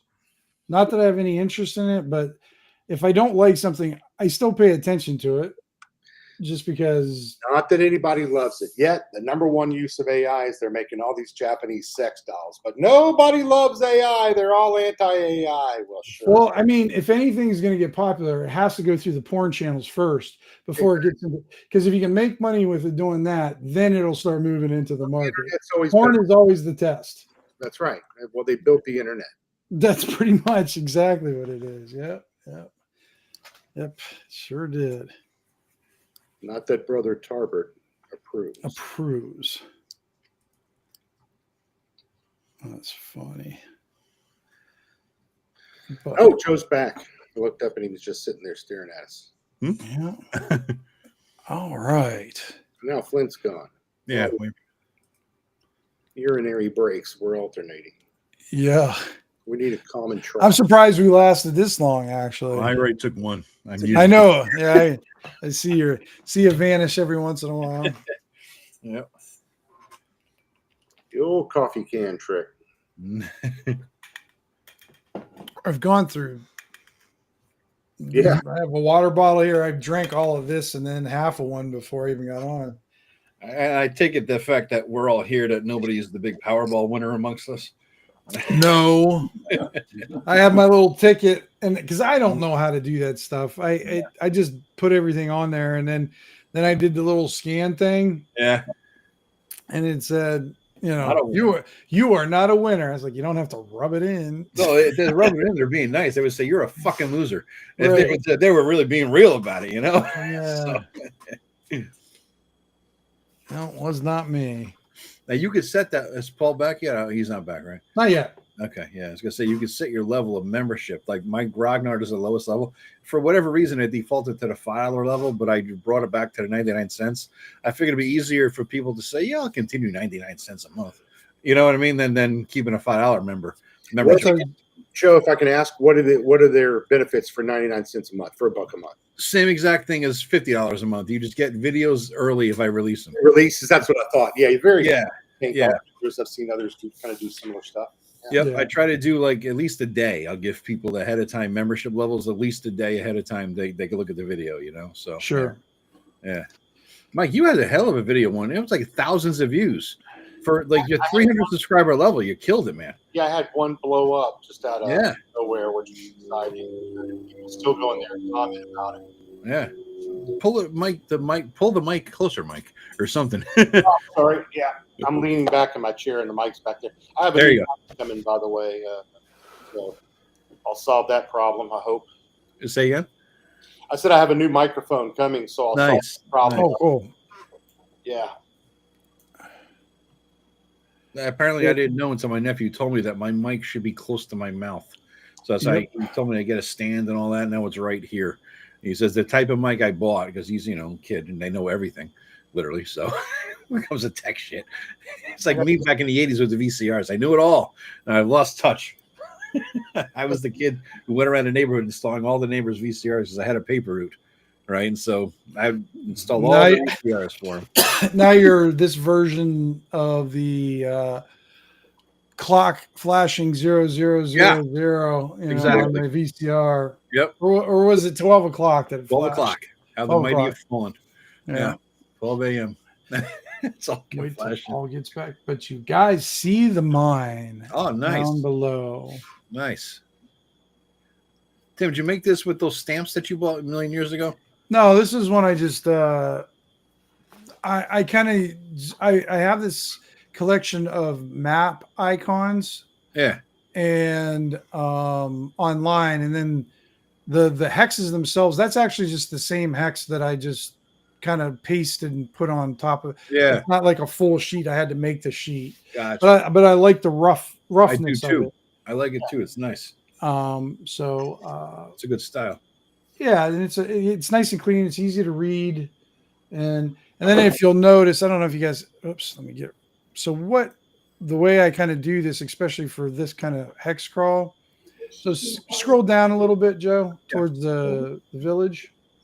See how there's only one set of trees by the village? Yep, That's how light the forest is. So if Gotcha. it's got 3 trees in it, that means it's heavily forest. Okay. If you guys would have went northwest from the village, that would have been like mid forest.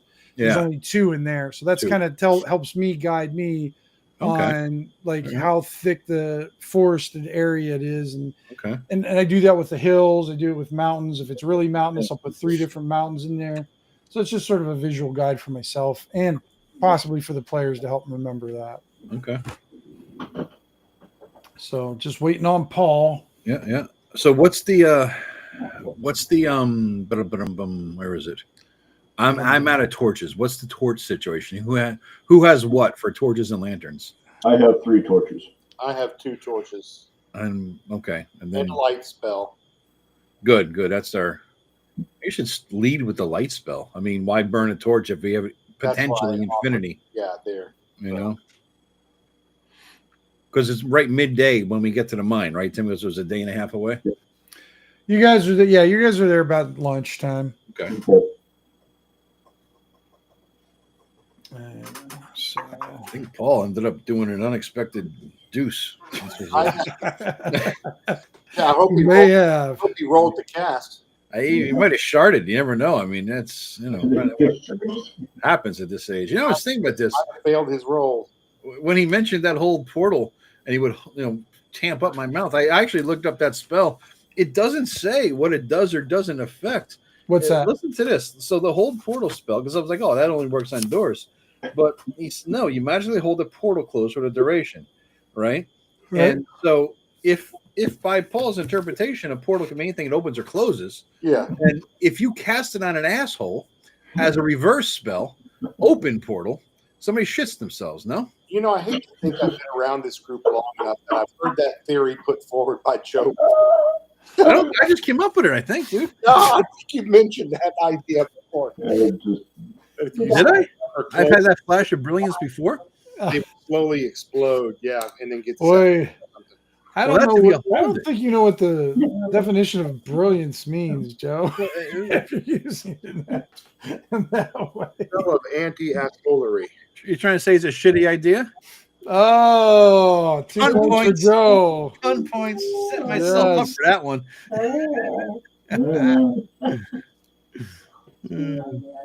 How many pun points do I get? You've got 2 for that one, Joe. 2. All right, I'm up Yep. to 2 pun points. Let me see. I gotta text Paul, make sure he didn't get lost. Yeah. I tell you, he probably thought it was safe. Took a little quick fart when He gambled and he lost. He gambled and lost. He sharded himself, and here we are waiting for him. Yeah. Casting a poop and a log spell. I think a reverse hold portal could work to make somebody shit themselves. Oh, you're thinking about that way too much. What about a power word, a command word? Defecate. That is a verb, right? It could work.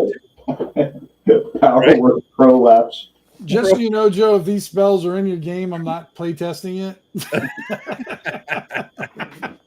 I don't want to be associated with your. Fertile ground for a supplement. I'm a mage from the Brown Eye College. Yeah, no thank you. Of the warlock of the god of crap. I don't know. Yeah. Yeah. The grimoire of scatology. It's a PDF. Get a Think about that though. What if you had a command, right? Geez. Oh, he's still going. Well, Paul's not here. We got time. If we had a command spell and the word is like masturbate, how funny would that be in combat? Right? Now, why did you? The interesting thing is, why did your mind go there after talking about pooping? Because think about it. That's on the same.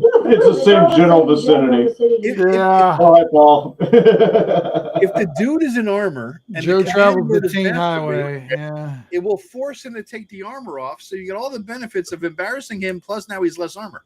It's a win-win all around, really. There's nobody who wins in that scenario. No, but Paul, we need your X card. I didn't hear it. I don't We know. need several of them. Yeah. I don't know. I Oh my don't know God. what I've walked in on. Oh, Your whole don't wanna portal. know. No. If it's reversible and you cast it on an asshole, they would shit themselves. He agrees. Yeah. See, Yeah. Man, that works for me. Yeah. And the same thing with the command spell masturbate. If a dude is wearing metal armor, he has to take it off to get it off. Okay. Right? So We're getting we're getting the big one. That was the whole screen. He didn't even work his way up. You didn't even get warning X's. You got the full blast. You got the Godzilla X. Yeah. Full blast. No pun intended on the whole masturbate. Well, no pun intended. No. All right. So you guys go through the woods, you travel and you go towards the next ravine. And within the ravine, you see a mine opening right where they said it would probably be to the north. See your opening. Is that what you said?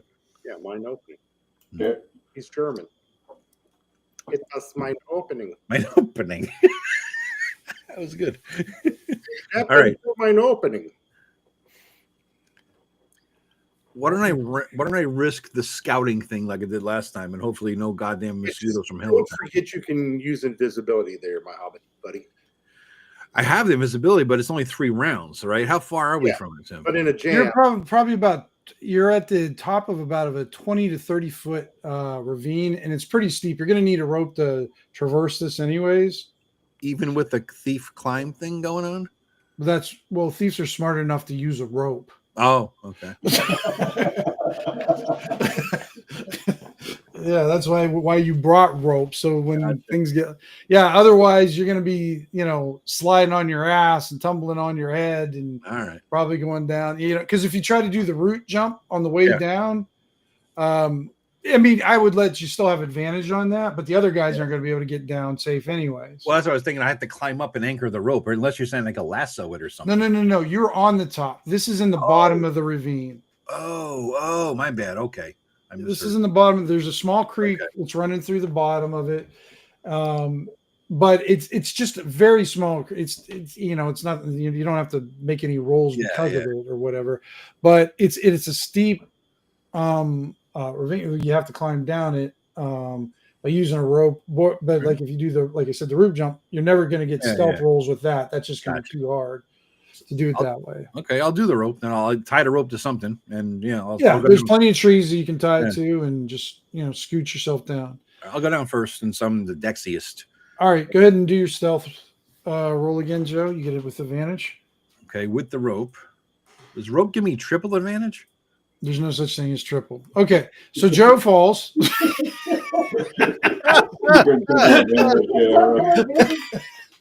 Goddamn thief. God damn it. So you see little stubble toe who's going down the ravine side, and a salamander pops up from beneath a rock. All of a sudden, crawls across his foot. He freaks out, screams like a little girl a little bit. His grip loosens because he swats at the thing, and he kind of goes like halfway down. Doesn't hurt himself, but now he's sort of holding on to the rope upside down with his head at the bottom and his feet up at the top. I've fallen and I can't get up.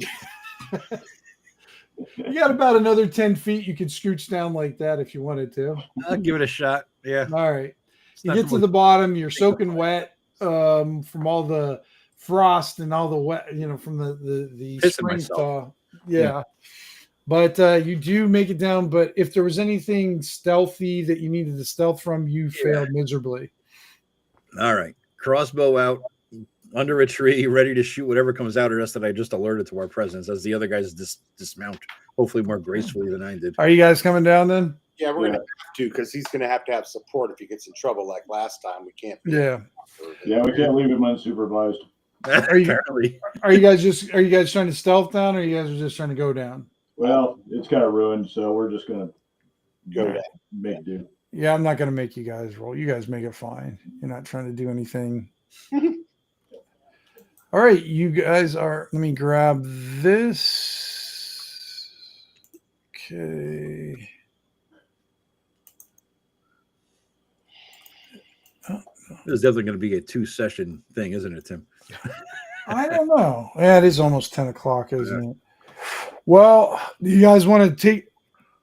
You guys want to stop here then? We're going into the thing. Yeah, we're finally getting into the mine. Does that make sense to stop here? That's good cliffhanger, so to speak. Yeah. Next Monday, same bat time. Where's same the bat safe? channel. Where's the safe place to be? Is this safe? No, we're never safe. We're in the Comore. Yeah. But you're in the southern. It's sort of like Comore Light down here. It's not as bad. Well, have you guys met anything to her besides those little things you just automatically killed? I thought you guys would try to maybe talk to him, but no. They weren't talking to us. Well, it's funny because I was gonna play test this one just for a psychometric test. So you describe the NPCs one way, see how the party reacts, and then with a completely different party, describe them a different way, and then get. Because if I would have described him as, something pleasant that came out of there, you guys would have talked to him. An intelligent look in the eyes would have given me that clue. Right. You're not going to talk to gelatinous toads and mushroom people or whatever. Yeah, and I know enough about cordyceps. Yeah. So I'm just I've heard all the mushroom people stories. I don't want to hear them again. All right, so we'll pick up here next week, guys. Same bat times. Same bat channel. Yeah. Sounds good, Joe. Thanks for jumping in. Thanks. This is fun. This is cool. Yeah, It's good good to to get back to playing. I haven't played in forever. Well, that's your own damn fault. I know. Yeah. We'll play the Welcome Back Cotter song next time. There you go. Well, with the hair, I am Vinny Barbarino. If you think about True. it, I mean, You are. you know, Yeah. who's Horseshack though? Well, none of us have a man for. Well, I guess Vance has got a little bit of. Vance is the Horseshack, I think. When I was, I could have got. I can go for the white man fro if I go a couple months out. Yeah. I'm not doing that. But none of us can be a Barbarino or what's his Freddie Boom Boom Washington. Yeah. No, yeah, that's a unique one. But who's the Puerto Rican? Is he called Epstein. Epstein, the Puerto Rican Jew, as he called himself. The guy with the Jewish name. With the locker full of excuses. Mm-hmm. So I'm a Puerto Rican Jew. Whatever happened to that guy? I thought he was one of the funniest guys on the show. He was. He was a naturally funny. They all were. They were all good. They were all funny. Yeah. Well, I mean, Washington went on to do some movies. Yeah, he did. He's been in a few movies. Remember, he played Michael Jackson's father. He was in this. Yeah. Yeah, no, but I have seen him in movies, and then Arnold did a few movies, but I don't remember seeing Epstein did much. But nothing, yeah. What happened to that Travolta guy? That he didn't do shit. He went on and got some massages and you know. No, and all the Dianetics people are going to come after my ass. You know, fucking Ron L. Hubbard is now stalking you. Yeah. Well, you already started your shit show, so you're good to go there. Yeah. It's just like, oh, Joe, here we go. I said, I'd like the old Joe's rearing his head. There it is. Hey, I'm going to talk on Wednesday with Gary Lewis from Second Watch. And he's going to tell me all about how neato Star Wars D6 is, because I've never played a D6 system. And he's like, that's his favorite game, right? I'm like, well, dude, why don't you go to the channel and tell me all about it? Some people love that game. Yeah. I played it a million years ago. My buddy was a Star Wars geek, and he loved that game, but he was a shit DM. So it was the worst experience I've ever had. So it's just terrible. I just remember a dogfight. Probably, was it when you were a kid, Joe? No, we were in our 20s. It was after college. Okay. Yeah. But your expectations were probably pretty high too because of being Star Wars. Well, the thing is, he's a Star Wars geek. He knows, what alien lives on every planet kind of guy. But he was a bad DM. Gotcha. Okay. You know what I mean? I remember the dogfight that were just retarded and it went on forever. I'm like, oh my god, I'll crash. I will kamikaze something to end this dogfight, please. One of those deals. It's funny you brought that up. That just reminds me of Dwayne when Rob would run his Harn games. Dwayne would just kill his character. He would just kill it. Just like, I just kill myself, Rob. I don't want to play this Harn anymore. I find a sharp fence and I jump on it. Do I level up, Rob, for killing the XP for killing myself? Oh, he just because it was just so because when you come from the heroic. This was back when we were still playing D&D, Advanced Dungeons and Dragons. And there's a big, you're shifting from fourth gear from AD&D down to first gear for Harn. Yeah. It's not it's not heroic in any way. And we were not ready to gear down that fast. And I mean, and then Rob had trouble because he lies about this. He says, and it will forever be in the canon of my world that he did make us hunt for a cow in a fenced-in field because we were dying because it rained, and then we got fatigue, and then because we were playing D&D, we never worried about rations or food. Yeah. Well, then when we started playing Harn, all of a sudden that became important. So now we're starving too. So now we got 2 levels of exhaustion. And I'm like, we're going to die because of a rainstorm and because I can't find a McDonald's drive-through.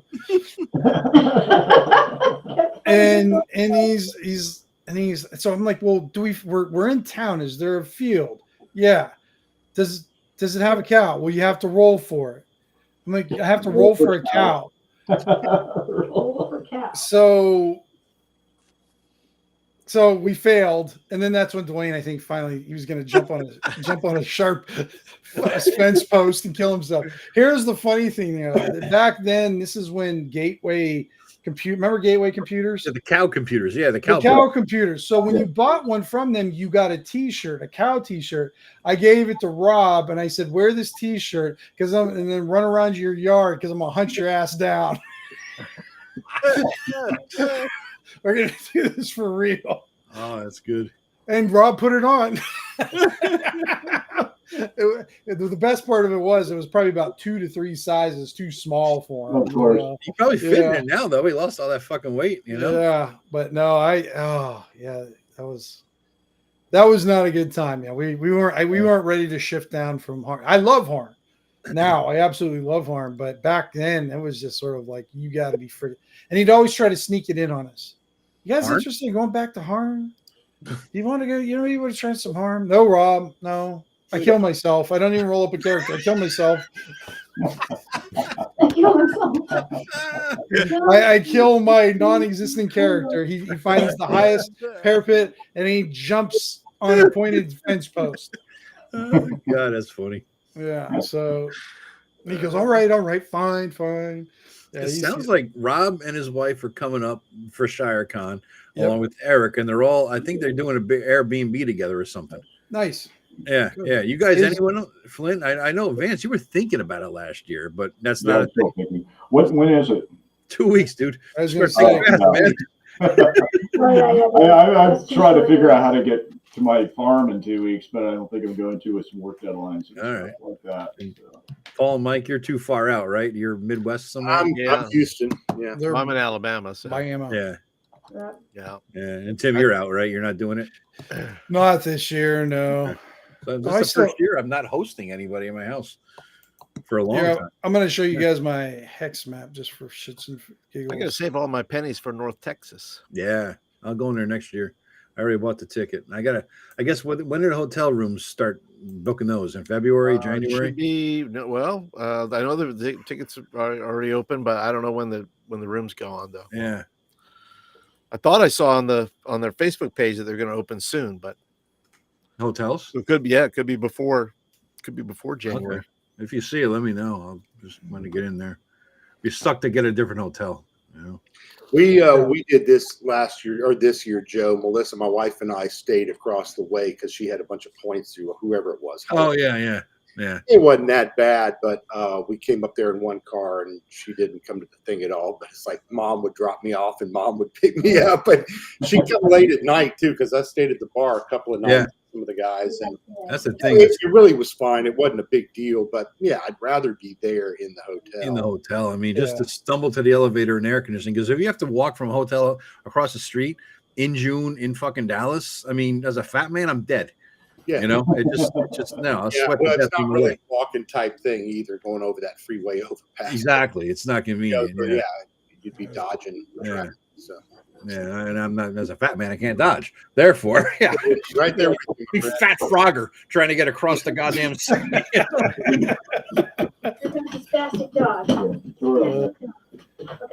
All right, guys, we're gonna head out. Good night, everybody. Thanks for joining us. We still got 15 watchers. Well, we got 11 watchers and 4 Death Angels probably on here still. So. I got 11 on my channel. They probably forgot it was on, and most of them, Joe, because there was dinner or something. I think I got 2 on mine, 2 on Erudite, 11 on you, 1 on Flint Fire 4. Yeah, so I got 11 going here. Yeah. Cool. Cool. Good deal. Well, hey, thanks everybody who's watching. What'd you say, Bob? You hit like on all of them. So Ivy's out liking everybody's channel right now. In the chat, don't forget, chat gets 2 experience points. Do they get 2? We'll give him 2 for tolerating Joe's spell creation. Fine creative ideas. Genius. Men's butt crack. Oh, genius level ideas. Yes. I'm not playtesting your game. Work on that butt spell, Joe. Yeah. Butt spell. All right, let's head out, guys. Good night, everybody. Later.